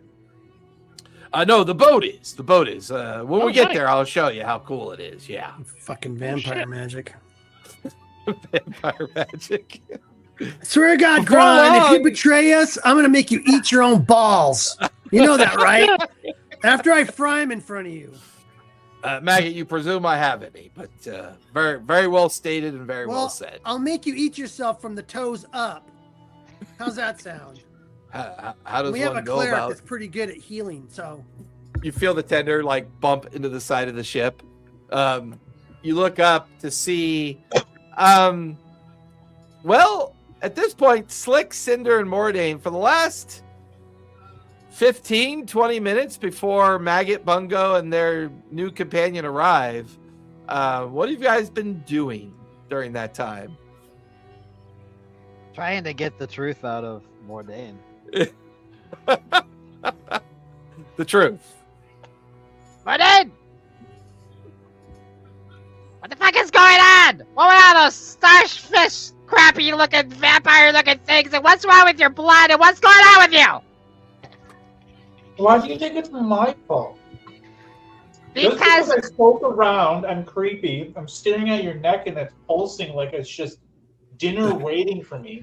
I don't know what you're talking nobody about. I know that lives on this ship moves that fast without some sort of augmentation. Your blood did not look like normal blood. And I take out the little vial that's got the blood on it. Yeah, and the blood's like pressed up against the glass and like kind of pseudopod. moving Isender, does around. that look normal to you? Sweet, my little sweet. Why do you have Yeah, I put it back. I put it back because I'm like, I need this. And I could have swore I saw fangs, when you move that fast. I mean, it could have been a blur. I may be seeing things. I am getting old, but nobody moves that fast without augmentation. Gil must be doing wonderful things with me. I'm gonna walk up to him. I'm having Thunderbolt at the ready. I'm just Yeah. I'm gonna walk up to him. Yeah, Mordain, we've been on the ship together for weeks, possibly months. I don't really remember. Anyways, we've been through a lot. Yes, you're creepy. Yes, you're weird. But that's just who you are. But this new shit that's happening to you feels a little dangerous to the rest of the crew. So we need to know, and you need to be honest with us. Otherwise, I'm gonna get the captain in on this. or I cast Thunderbolt. You have said such. Or she casts Thunderbolt and fries her ass. You know what? I could do Fireball. I feel really confident in that, I think. You don't want to mess with her. She's a master pyro. I really am. It's my thing. Okay. I don't go in the water at all if I can't help it. So let's go. Bitch, I'm trying to tell you. Oh, sorry.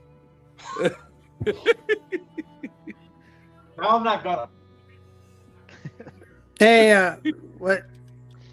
I Hey, don't. everybody. like as you guys are in the midst of this heated back and forth with Mordain, you watch as Bungo, Maggot, and this new hobgoblin figure kind of crawl over the rail and onto the main deck of the ship.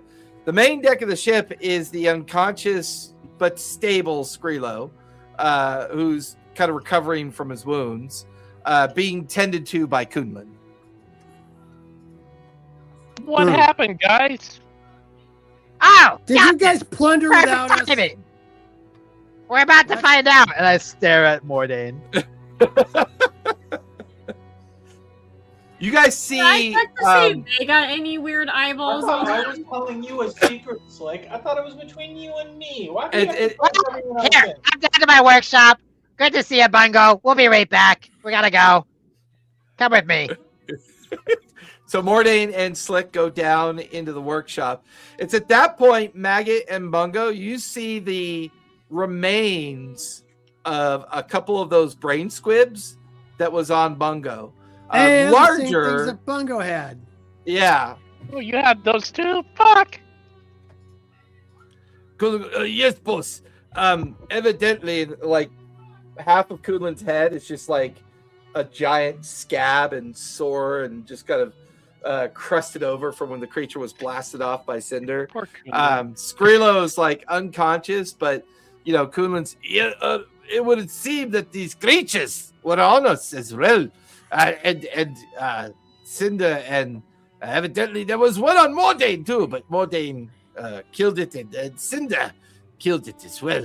I'm going to take Skrilo below deck and help him get better, boss. Kind of picks up Skrilo and goes over to the main hatch and Are disappears you down okay? below. Let me look at you both first. just Okay, check. okay, I'll yeah. just look them over and look for. see Yeah, if give me a they're- medicine check. 17. They look pretty rough. Kunlin is near death, and Skrilo's like barely hanging on. Okay, I'll see if I can whip you guys up something. If we Okay. got any healing potions, now's the time. Yeah, I got a couple on me. Bongo. Give him to Skrilo first, so he can do his healing magic. Yeah, we'll go down below and get better. I promise you. And he kind of like limping away, a little trail of blood and pus kind of behind him as he disappears down below, leaving you, Maggot, Cinder, and Gron up on the main deck. You know, So this is Gron, and he built the salt spire. So the captain leaves you guys for 5 minutes, and this is what happens.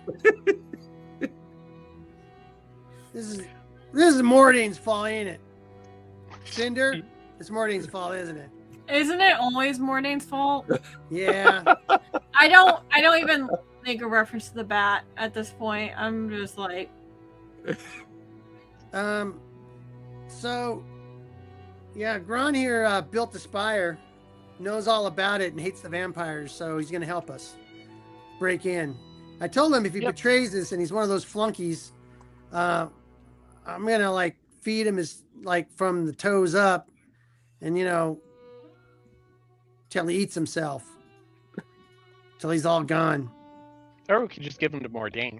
I'm really not sure how you're going to accomplish that. I assure you. I don't know, but you know what? Between me and Slick, you haven't met Slick yet, but yeah, we could do it. Slick we could was make it that happen. that goblin that just went down below with. Mhm. I've seen him do with things you. to people. I haven't seen anything. I've heard rumors. I've heard Did, rumors. On the way back, did I see the necrotic trail, or was that all Nope. hallucination? That was all hallucination. I'm gonna pop into the galley real quick and see if the mushroom is still there. Mushroom guy. Mushroom's still there, working on the garden beds. Oh my god. Do you have anything good against undead?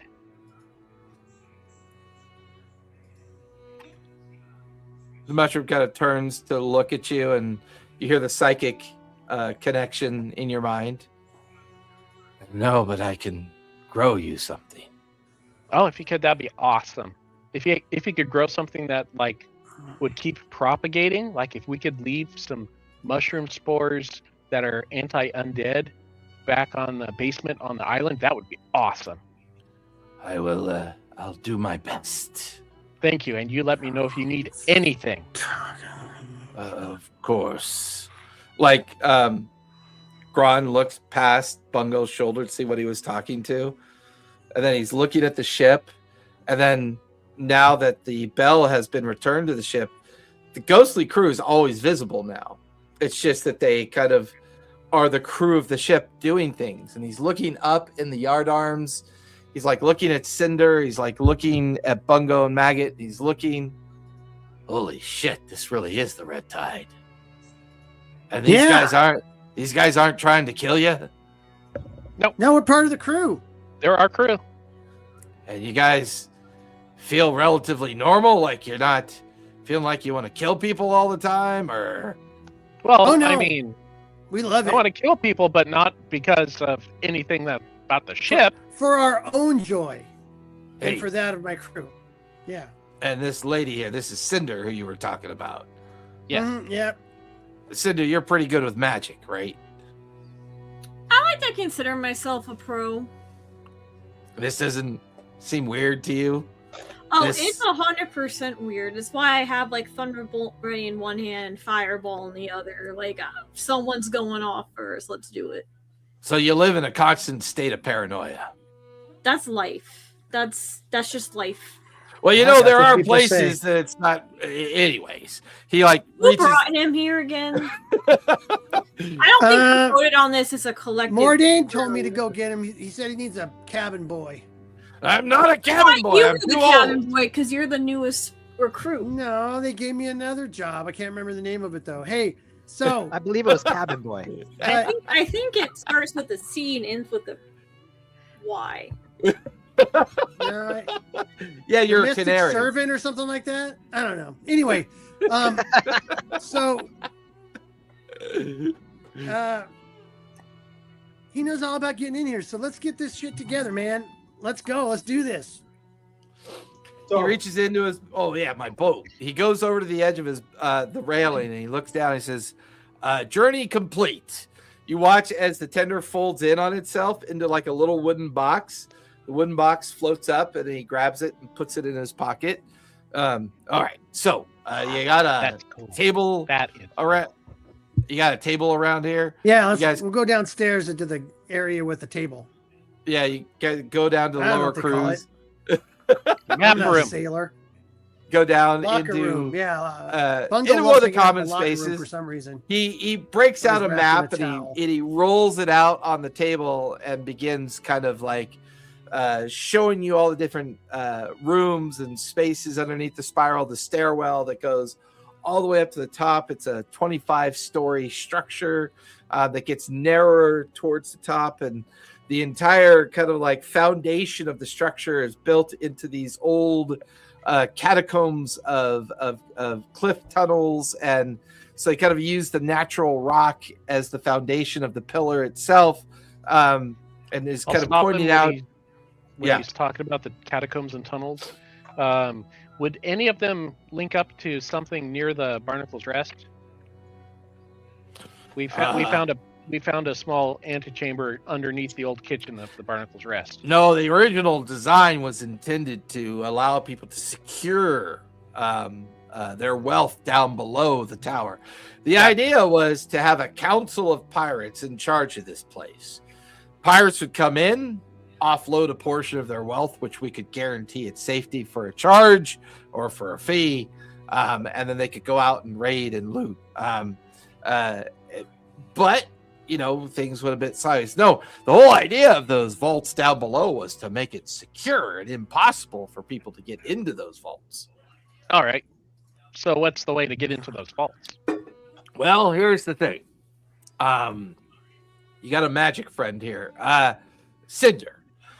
You wouldn't happen to know the I guess Bungo, you might know this too. There's a spell called Mold Earth. Would either one of you happen to know that one? I do. Right here. Excellent. So, based on my map, I can guide you guys to a section near the base of the tower that if we were to use that spell to dig into the ground, there's a little back door that I built in case I ever needed to sneak back into the place. But the problem was I couldn't leave it fully exposed. So we have to mold earth for about 200 feet down into the base. And then we arrive at this area that's filled in with earth and dirt. And then there's a heavy iron door that I have a key. He reaches into his pocket, shows this bronze key that will let us into a secret tunnel. And then that tunnel will give us the main access to the chambers down below. As far as I know, they don't know about it. Could there possibly be in this thing a certain stone that if you hit it, it will cause the spire to collapse? Oh, you're talking about a keystone. No, I didn't infuse it with a key. I never intended to destroy the tower. I wanted to make sure I could get back into it in case I needed to get back into it. I never thought that the town and the island would be overrun by vampire lords that seem to want to, take their life's wealth and store it down below. I don't know what to tell you. I'm not a vampire specialist. I am a simple victim of a situation that just spun out of my control. So it was here before they got here. When Well, you no, first got here. I'm the architect. I helped design and build this place. How long did it take to build? About 10 years. Who built it? Well, me and all my other folk built it, of course. What folk? People that used to live here, but Hey, insight check. This sounds really suspicious. yeah, you can give me an insight check. I can find my D20. Let's see what he'll get for his deception. Shit. Not great.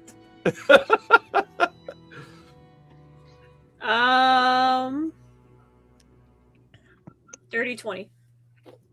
He's clearly not telling the truth about the origin of the spire. The key, the map, and his sincerity on wanting to get in feels real, but there's no way this guy built this place. There's no way. There's too much bullshit here. It's almost as if he's lying to get help to do something, but yet he's being sincere enough that it doesn't feel like it's necessarily nefarious. Okay. I'm like a little bit back. Is there any way I can like do my message cantrip at Maggot, since Maggot is currently like talking to him and be like Yeah, Maggot and Bungo are in front of him. You're slightly behind him. I would be like he's lying about making it. He wants to go in there, but he's lying about being the one that made it. You're fucking lying about making it, motherfucker! God damn it! Blow your fucking head off! The subtlety of Maggot. The wrong one. I shouldn't have gone to Maggot. I should have known better. So as you guys begin to push the gun, the gun down. Push the bag of devouring down. That's what you really need to do. The Hobgoblin's eyes are really wide and kind of staring down at the gun barrel as Bungo's pushing it away. Did you maybe find the plans or use someone else's plans? Maybe? Is that what you used to kill my foot? Chop my foot off? Yes. Tell the truth, buddy. Because you're only gonna get out here alive without 2 holes in your fucking head. I love how you guys went from like chummy to like we're gonna kill you now. No, I already told him that if he's lying to us or he betrays us, I'm gonna kill him. I was gonna say we're pirates. I feel like we should be used to being, Sure. lied to, but there should be a consequence of it. Here's the deal. People that lie to pirates get horribly killed, and then the other people that want to lie to pirates don't. Look, Bungo's gonna try to.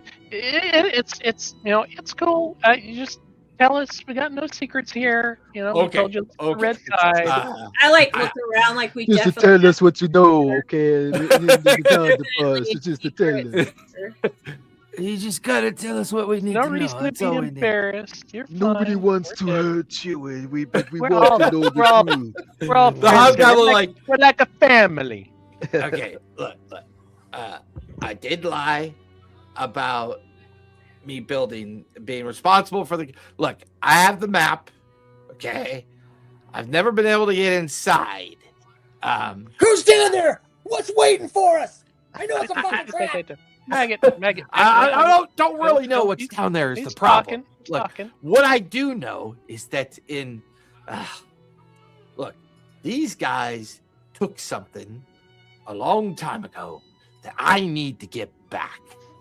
Oh. And that's my only share of the spoils. It's an item that I need. I desperately need. Great. Look, What is it?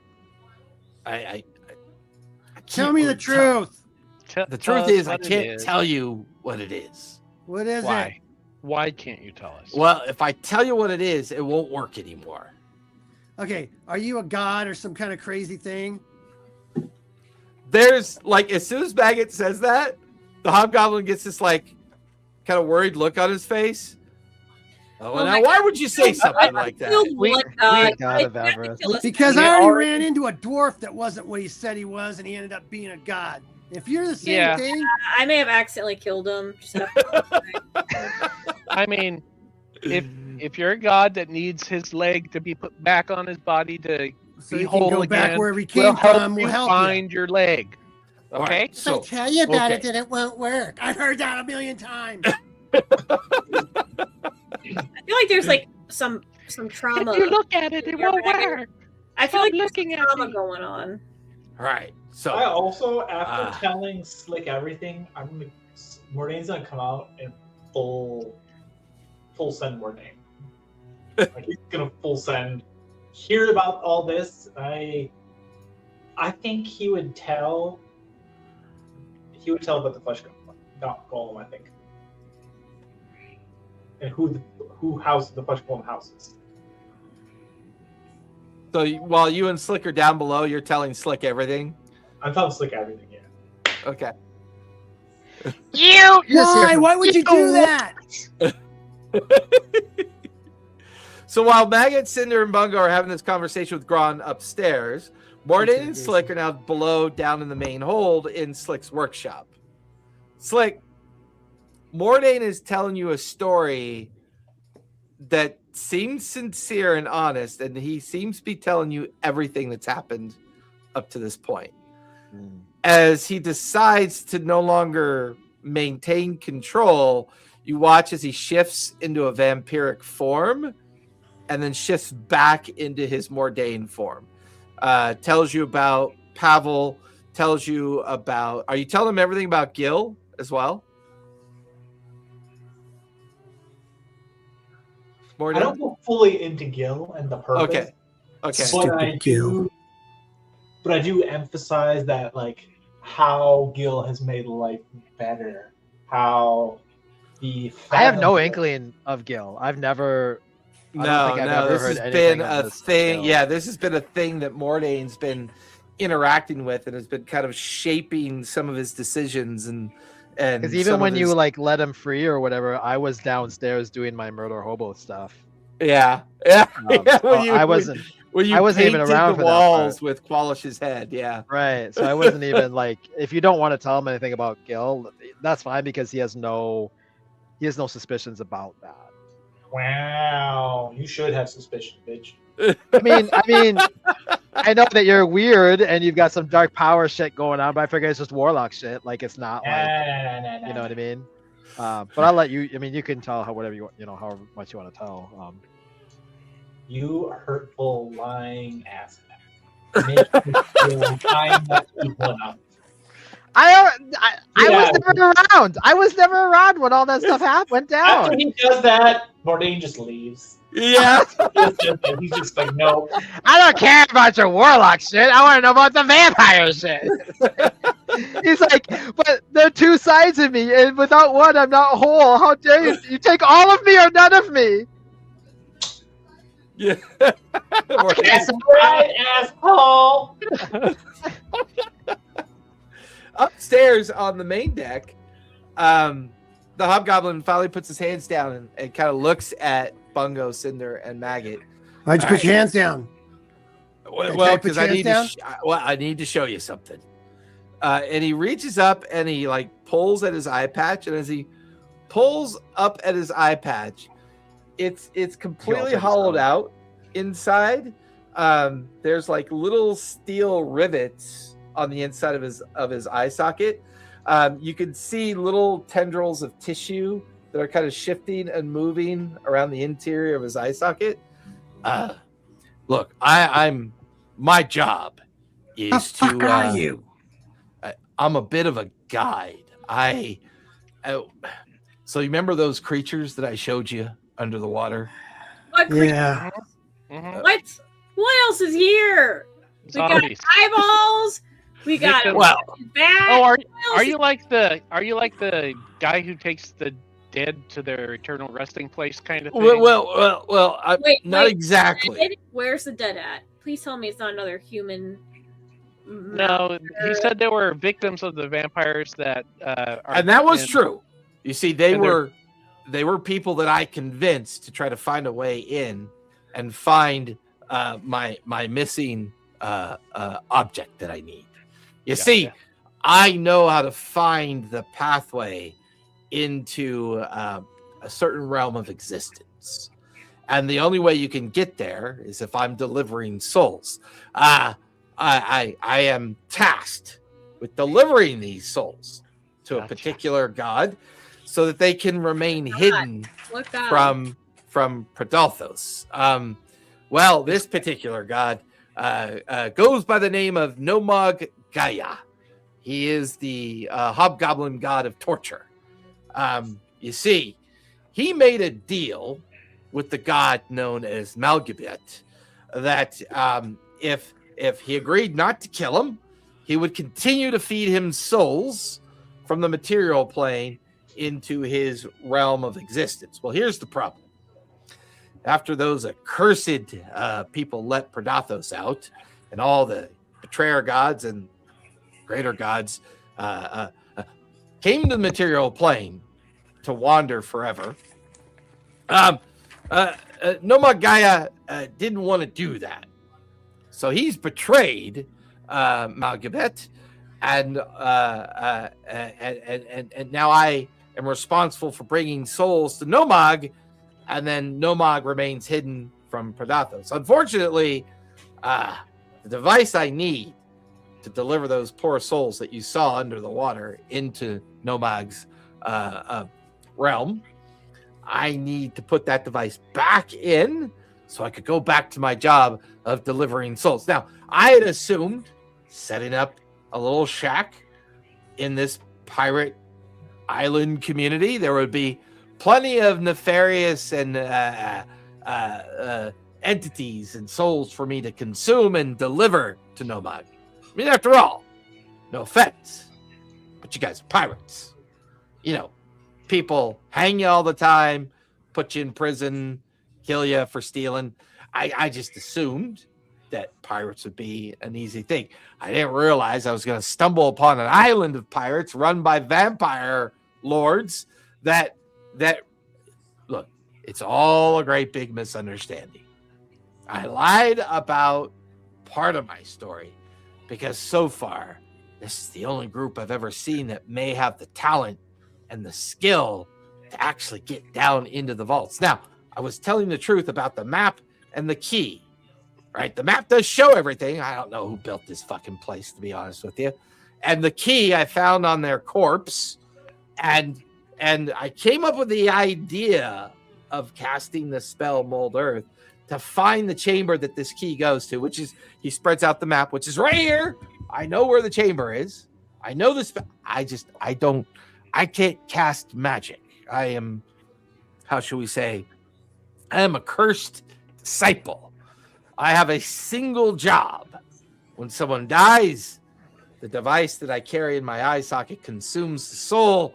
I then use the boat that I used to bring you guys over here to transcend into Nomag's realm, offload the soul, and then I come back. That's my job. I'm a disciple of Nomag.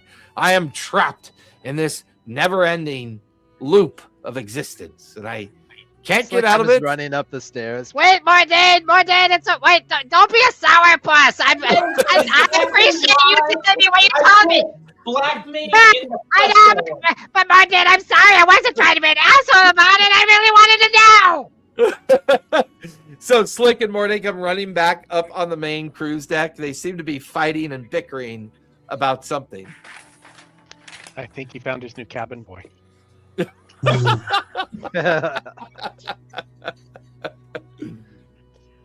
this new guy?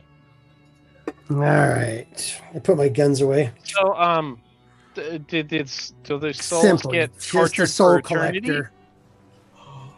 I don't know what Nomag does with them. I'm just the delivery guy. That's all I do. Nomag is the god of hobgoblin, Torture. god of torture. Okay. Yeah. That's okay. It sounds pretty You Well- got to be pretty powerful then, right? Oh, I'm not powerful at all. I'm a disciple. I can only do one thing: collect souls and deliver them. That's all I can do. Ooh. Now, if you were to join our crew and we killed a lot of bad people, you could send those souls to be tortured forever. That sounds like a good partnership. It's dark, but yeah. He kind of Yeah. looks at you, Bungo, but then looks past you over at Mordane. Ugh. This one's already collected a few souls. He knows how to do it. Oh yeah, show him your new trick. The speed trick.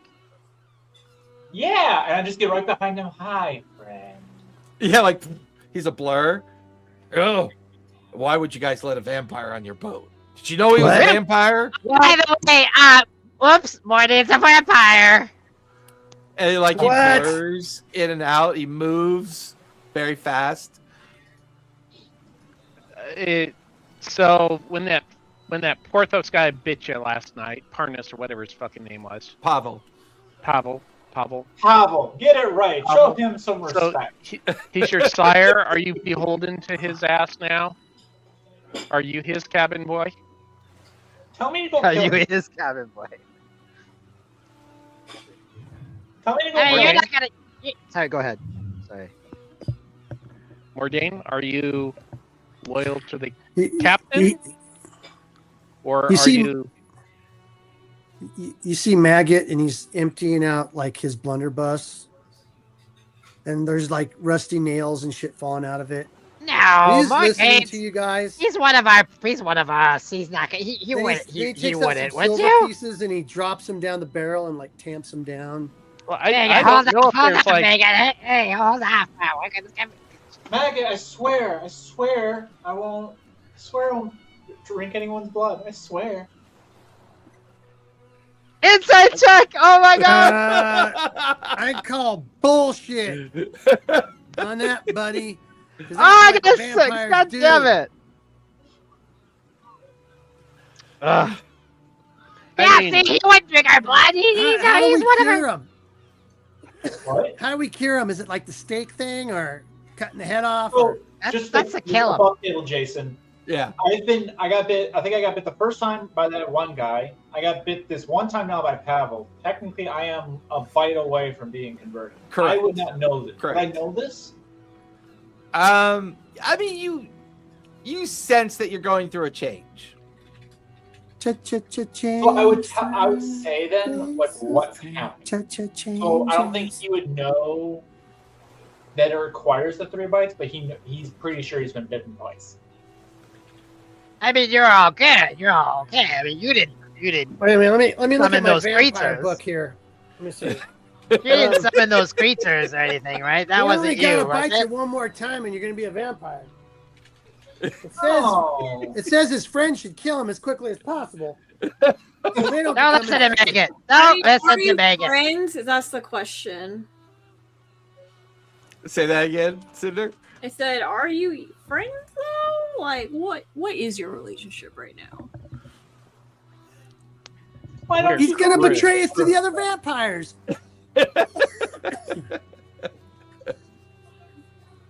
I am saddened to hear you don't think we're friends. And you I do have never said that. and you do have like a partial psionic ability. Like you can pick up the hint and mutterings of thoughts, but they're not crystal clear yet.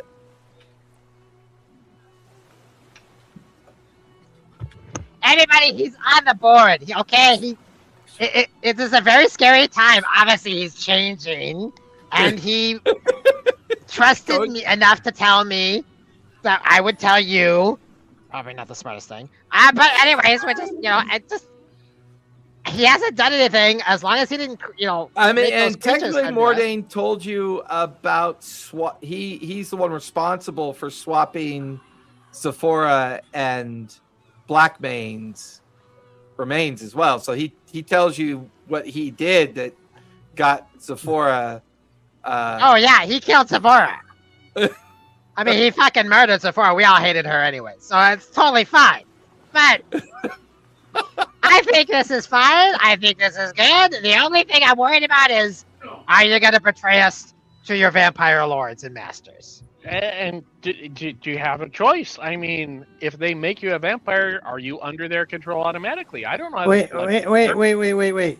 Anybody who defends Mordain the vampire is obviously been turned by Mordain the vampire.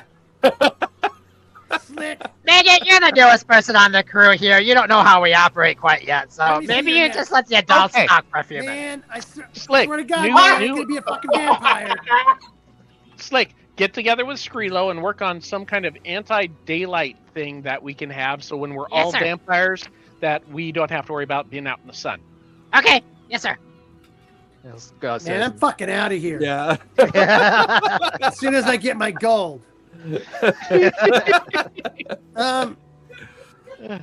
Mordain, you get this vision. All of a sudden, you see into Maggot's head.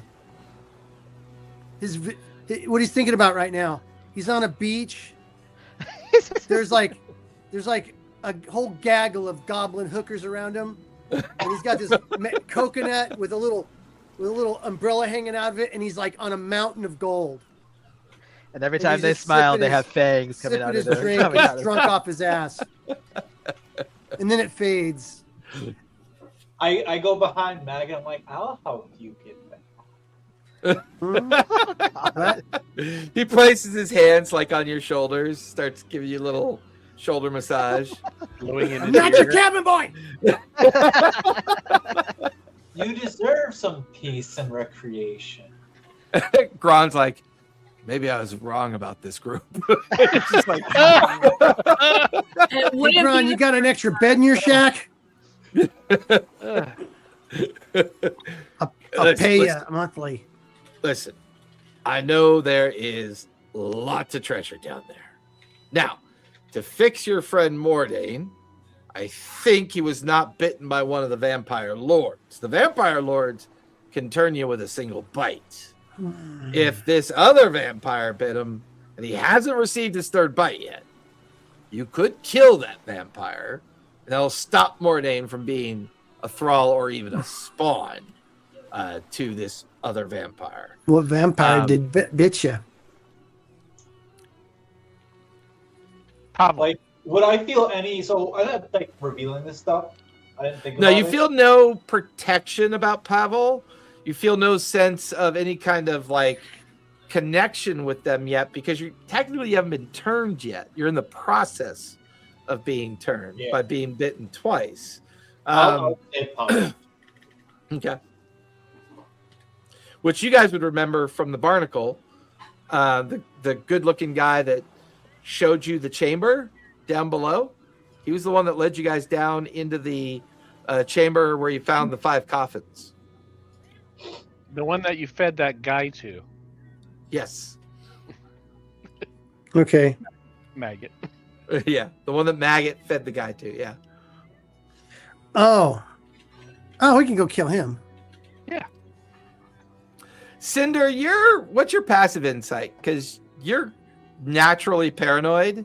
Yeah. And listening to this conversation, your passive insight might pick up on this. Why couldn't you let me do passive investigation? That's way higher. Okay. Yep. Passive investigation could work for you too. That's Either a way. 20. That's a 20? Yeah, that's Holy fine. shit. Let me do that. Like you're kind of, you watch Slick go down below. You're kind of watching Mordain, Bungo, Maggot, and Gron talk about this whole situation that you guys are in. And your mind kind of lingers for a bit on this conversation about Pavel. All of this kind of really started with this guy.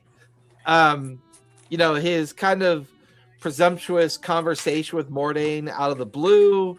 And then his insistence on being involved when Bungo tried to find the kitchen. The strange coincidence of finding the trapdoor after you cast mold earth to clean up the ruin of the kitchen. The suddenness of such a intricate chamber with so much information to offer about this ancient or this person known as Admiral Tobias, who is said to be this cursed entity. The mysterious discovery of all the maps and information about the possible location of where this Admiral Tobias might be located at. And then there's sudden and just kind of disappearance after the fact. And Mordain's insistence on his involvement with Pavel being a second bite that maybe they're in the process of turning Mordain. This all feels a bit orchestrated to your mind. Like a good arcane wizard is someone that plots out details, looks and studies at things, and looks for connections and looks for things that come together. A tinkerer is an engineer. They're worried about the outcome of what they do. Bungo is defined by the natural world. Maggot is just fucking insane. He's just a crazy person who's in it for the gold and in it to win it. There's something about Mordain that makes him very naturally kind of receiving towards dark entities.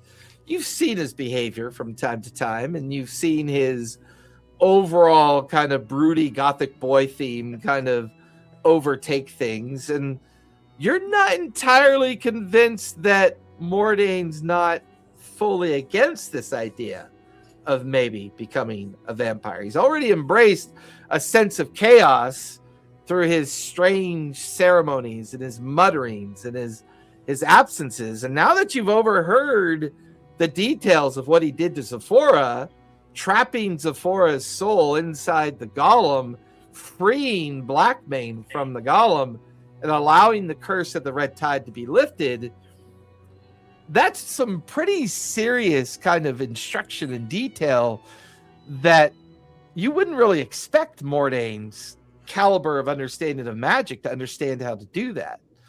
So there's probably a little devil sitting on Mordain's shoulder, kind of whispering and guiding Mordain into these kind of chaotic directions and chaotic decisions and these chaos choices. And this run-in with the vampire feels like it's just yet another branch of Mordain's chaotic nature and his involvement of embracing his chaotic existence at this point. But you also stare over at Gron, and part of you's like, oh, I want to get my hands on whatever goes inside that eye, because that's some serious fucking magic. That's a relic. That's a magic item that may have been touched by the essence of godlike powers. And once again, this drives towards your obsession of the arcane, your obsession of the mysterious nature of arcane power, and how getting more spell books and getting more spells and getting more power feeds this constant understanding of your relationship with the arcane. This is probably the most intriguing conversation you've listened into for a very long time, and the wheels begin to kind of like spin the more you listen in on this. Gron stares over at Bungo, stares over at Mordain and Cinder, and stares over at Maggot. Okay. So, will you guys help me break into the vault? Help me find what I need. Everything else is yours. I tell you what I'll do. I will personally carry the soul of Pavel over the threshold to Nomeg himself. And I think that might free your friend of this curse. Okay. You're mute, Perfect. Bungo. So promise to never collect and transport our souls. Oh, listen. It's kind of like you go someplace to have a good meal, and you really turn down a really good plate of food in front of you. I don't really have a whole lot of specific control over that. So if any of you die in the process of trying to break into the vault, I would be more than honored to help transition your soul over to the Great Nomeg. Hey, are you an actual real hobgoblin? Oh, yeah. I'm a hobgoblin. Yeah. I would have to be a disciple. Yeah. Okay, just checking. Look, he's got a job to do. Yeah, he might have to take my soul, but it's already dead anyways. Who cares? Anyway, so let's plan out getting all this cash, getting all the cheddar, gold, silver, cheddar, copper, getting all them goblin goodies, diamonds, sapphires, rubies. I run back upstairs. Bango, hold on. Which one? What did you want me to work on again? Am I supposed to be working on getting these ghosts off the ship, or am I supposed to be working on this sunlight ray thing? I was kidding about the sunlight thing. Hey. Okay, yeah, right. And he runs back downstairs. wait a minute. Slick comes up with a partly built pair of sunglasses.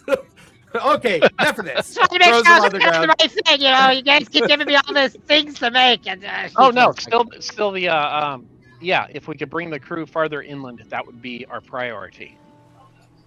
Okay, so now that's a priority and not the sunlight thing? Yes. The sunlight thing was a joke because I was going to say Mordain could turn us all into vampires, and then we could be a vampire. Is it really a crew joke, though? of the Keep yes. keep it on the back burner, Slick. Yeah. I Yeah. mean, If I've got that like happens, 50 projects down there, guys. Like, I'm always working. But I need we're a job. family. We Jesus. could be family forever. Oh my god. Okay, so he's good. Okay, so ghost. Got it. Going on the ghost. Jeez. You know, I've been in a lot of places, man, but you're the weirdest fucking guy I've ever met in my life. Who are you talking to? Mordain. I go to Mag and I'm like, you really are right. Your skincare routine is like nothing else. Yeah. That's what the ladies tell me, Mordain. The ladies. the secret is bat guano. No. I love how they every now and then bring up the idea of feces just to see what Zan will do. Zan's downstairs. He didn't hear that. Find a happy place. Find a happy place. My happy place is not here. So the map is spread out on a table. The four of you with Slick working down below on the device that will allow the crew to be will be allowed to extend their power further. So Slick, let's start with your final creation of this thing while the others are upstairs planning how they're going to get in through the chamber and figure out how to steal all the loot. So I thought about this. I'm making a soul projector. So Okay. it's this orb with a bunch of like porthole windows all around. So are it. you using one of the power stones to develop Yes. this? Yeah, I'm Gotcha. gonna use my last one. Okay. Basement, I'm sure. So you're at your workbench. You've got your tools. Give me a final tinkering check with advantage because you do have your tools.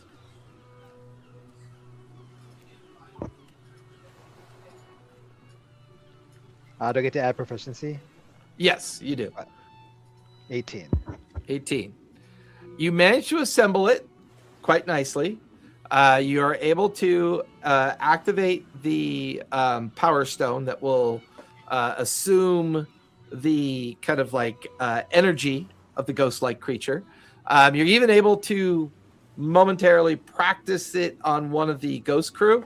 The ghost crew is kind of like one of the members is absorbed into the orb, and you're able to successfully project him from the orb. So the device itself seems to function. Give me a final Arcana check as you begin to tweak the determination of how much further you could project the power when the bell is tolled. 12 plus 6, 18. Nice. Roll a D6 for me, if you would, please. I got a 2. 2.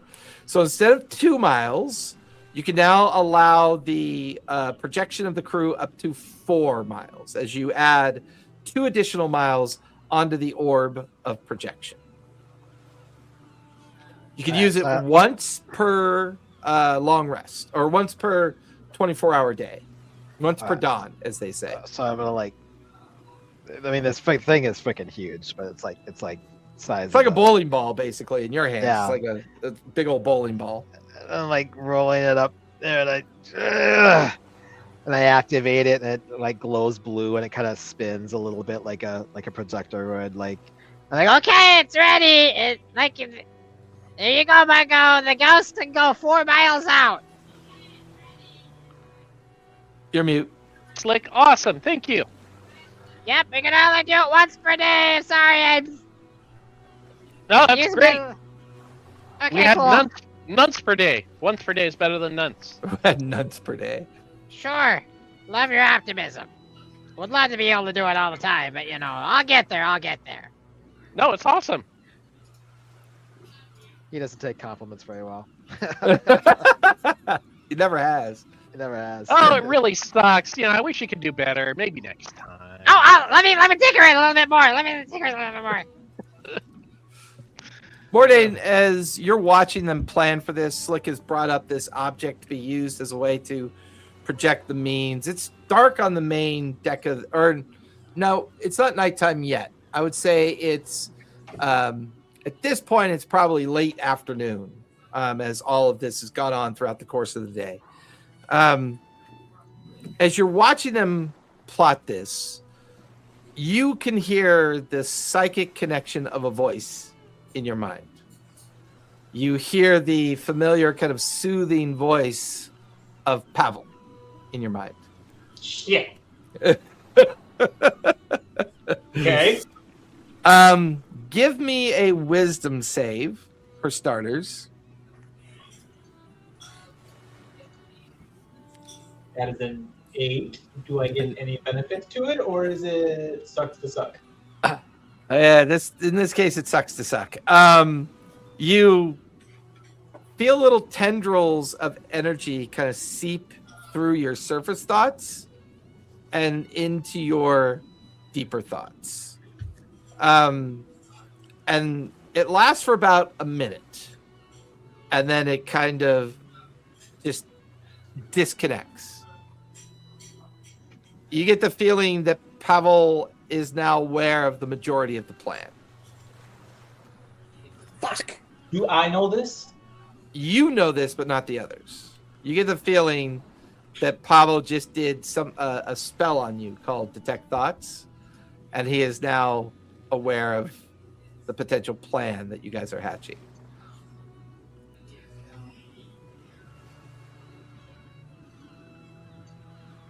Fascinating.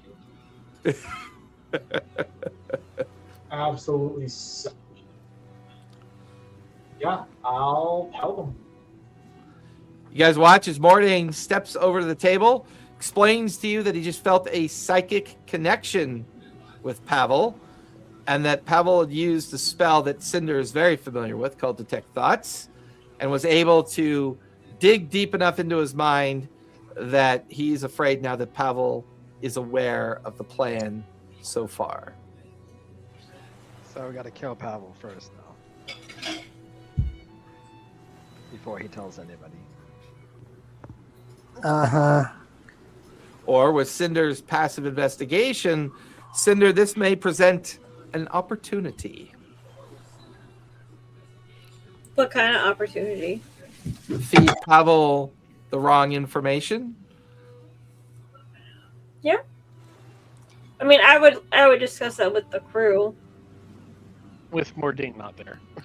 Yeah. Yeah, I know. Nothing personal, Yeah, Mordain. Mordain, go to your room. Where'd he go to your room? But I don't want. Go to your coffin. Okay. Wait, no, what? Gron and the four of you guys kind of shift away from where you watch Mordain go down below. Gron looks over at Cinder. What is your plan? What is your thought? If his psionic connection with Pavel is easy enough for him to penetrate into his thoughts, what shall we do? Maybe we tell him that we're not too prepared and we need to go get some artifacts from a different island. I That don't know, what do you think, Cinder? or we have him with somebody that has no idea what's going on, like Kunlun, and they can just go be like partnered off and paired together and see you later while we do the break-in stuff. So he would be distracted. Ooh, a good diversion. Because Kunlun doesn't know what the fuck's going on either. We don't tell him anything. He probably would have been a little bit aware of the giant flesh jellyfish creature that was covering his head for a bit. So the question is, do we do this tonight or we do it in the morning? That's kind of your call, Captain. I told our kobold friends 12 hours from when I saw them. That's nighttime then. That's tonight.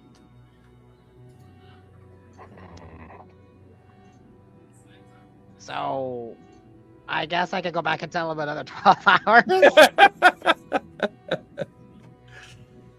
I mean, I obviously want to sneak into a vampire lair in the middle of the day because they'll all be in their coffins, I would imagine. That would make sense. Do we need the kobolds? I don't know. I don't know who this guy is. Now that we got Oh. Gron. Oh, okay. If we don't need him. We don't need him. Gron, you know the entrance, right? Hey, Gron, you know something about two hobgoblins that know where a secret entrance is? Kobolds. Kobolds. Yeah, kobolds. No, not particularly. Rick and Raph or I don't remember their names. I try to avoid kobolds. They're always building traps and doing nefarious shit. They're not usually very trustworthy.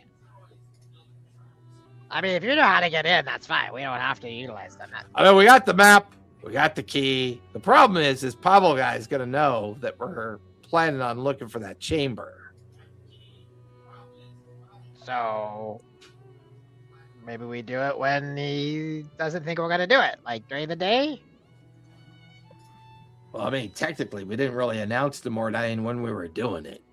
So while he may know the essence of the plan, I don't think he knows when we're doing it. True. Maybe we can make plans for in front of Mordain for doing it in a week after That's we've a good gathered idea. more things. I think that's a good idea. We let him know, we let him think that we have to leave or we need some stuff to go collect. We can send him to go collect the stuff that we need. with That would work. Cooling. Why are you doing bunny ears? What does that mean? I'm trying to talk about a plan. They're vampire fangs. Still don't get it. But okay. Okay. And you just hear like Go scratching ahead. at the door, like, what are you doing in there?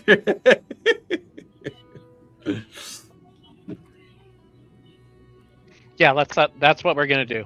We'll have more. We'll feed disinformation about the timing of the operation to Mordain, and then we'll have Mordain go off on a red herring as a diversion. That What works. does red herring have anything to do with this? What does fish have anything to do with this? I don't know. Is that what's for dinner tonight? I hate herring. You know I hate what? red herring. It does Yeah, sound good. I'll make extra red herring then, You know, hey, I'll help you make the red herring. That sounds delicious for dinner. with red herring sauce and red herring wine. Okay, that's great. Red- But what are red we gonna herring do about tart? this? What are we gonna do about the spire? No, that's what I said. We'll talk about it during dinner tonight. Yeah. Okay. Yeah, no, we'll go during the day. Exhausted. You guys have had me working all day on inventions and shit, so I'm I thought exhausted. you like that. What do you mean? I do, but I'm just a little goblin. I haven't had to eat. Just a little goblin. I think you're more than a little goblin. You need to give yourself more credit. What's Okay, your favorite? I'm a favorite food? medium-sized goblin, even though I'm small. But What's your favorite food? I'll make something special for you. He likes red herring. Remember, we just talked about this. no, I don't know. I don't like red herring. Give me some seagull would you guts. like and tonight? seagull gut stew. Okay. I'll work on that. Okay. So what are we doing about Mordain? So As the conversation we're gonna do? descends Like, into red herrings, Mordain, if you dinner, want red herring for- Mordain's newfound connection with Pavel as you guys begin to plot the heist. That's where we're going to finish tonight. So that when we come back next Monday, we're going to do some breaking and entering and see what's waiting at the base of the spire. Hey, you guys go ahead and linger. We'll talk about the schedule. Everyone else, thank you for watching. Be safe, be kind, and don't forget, play a game, everyone. We'll see you next week. Bye.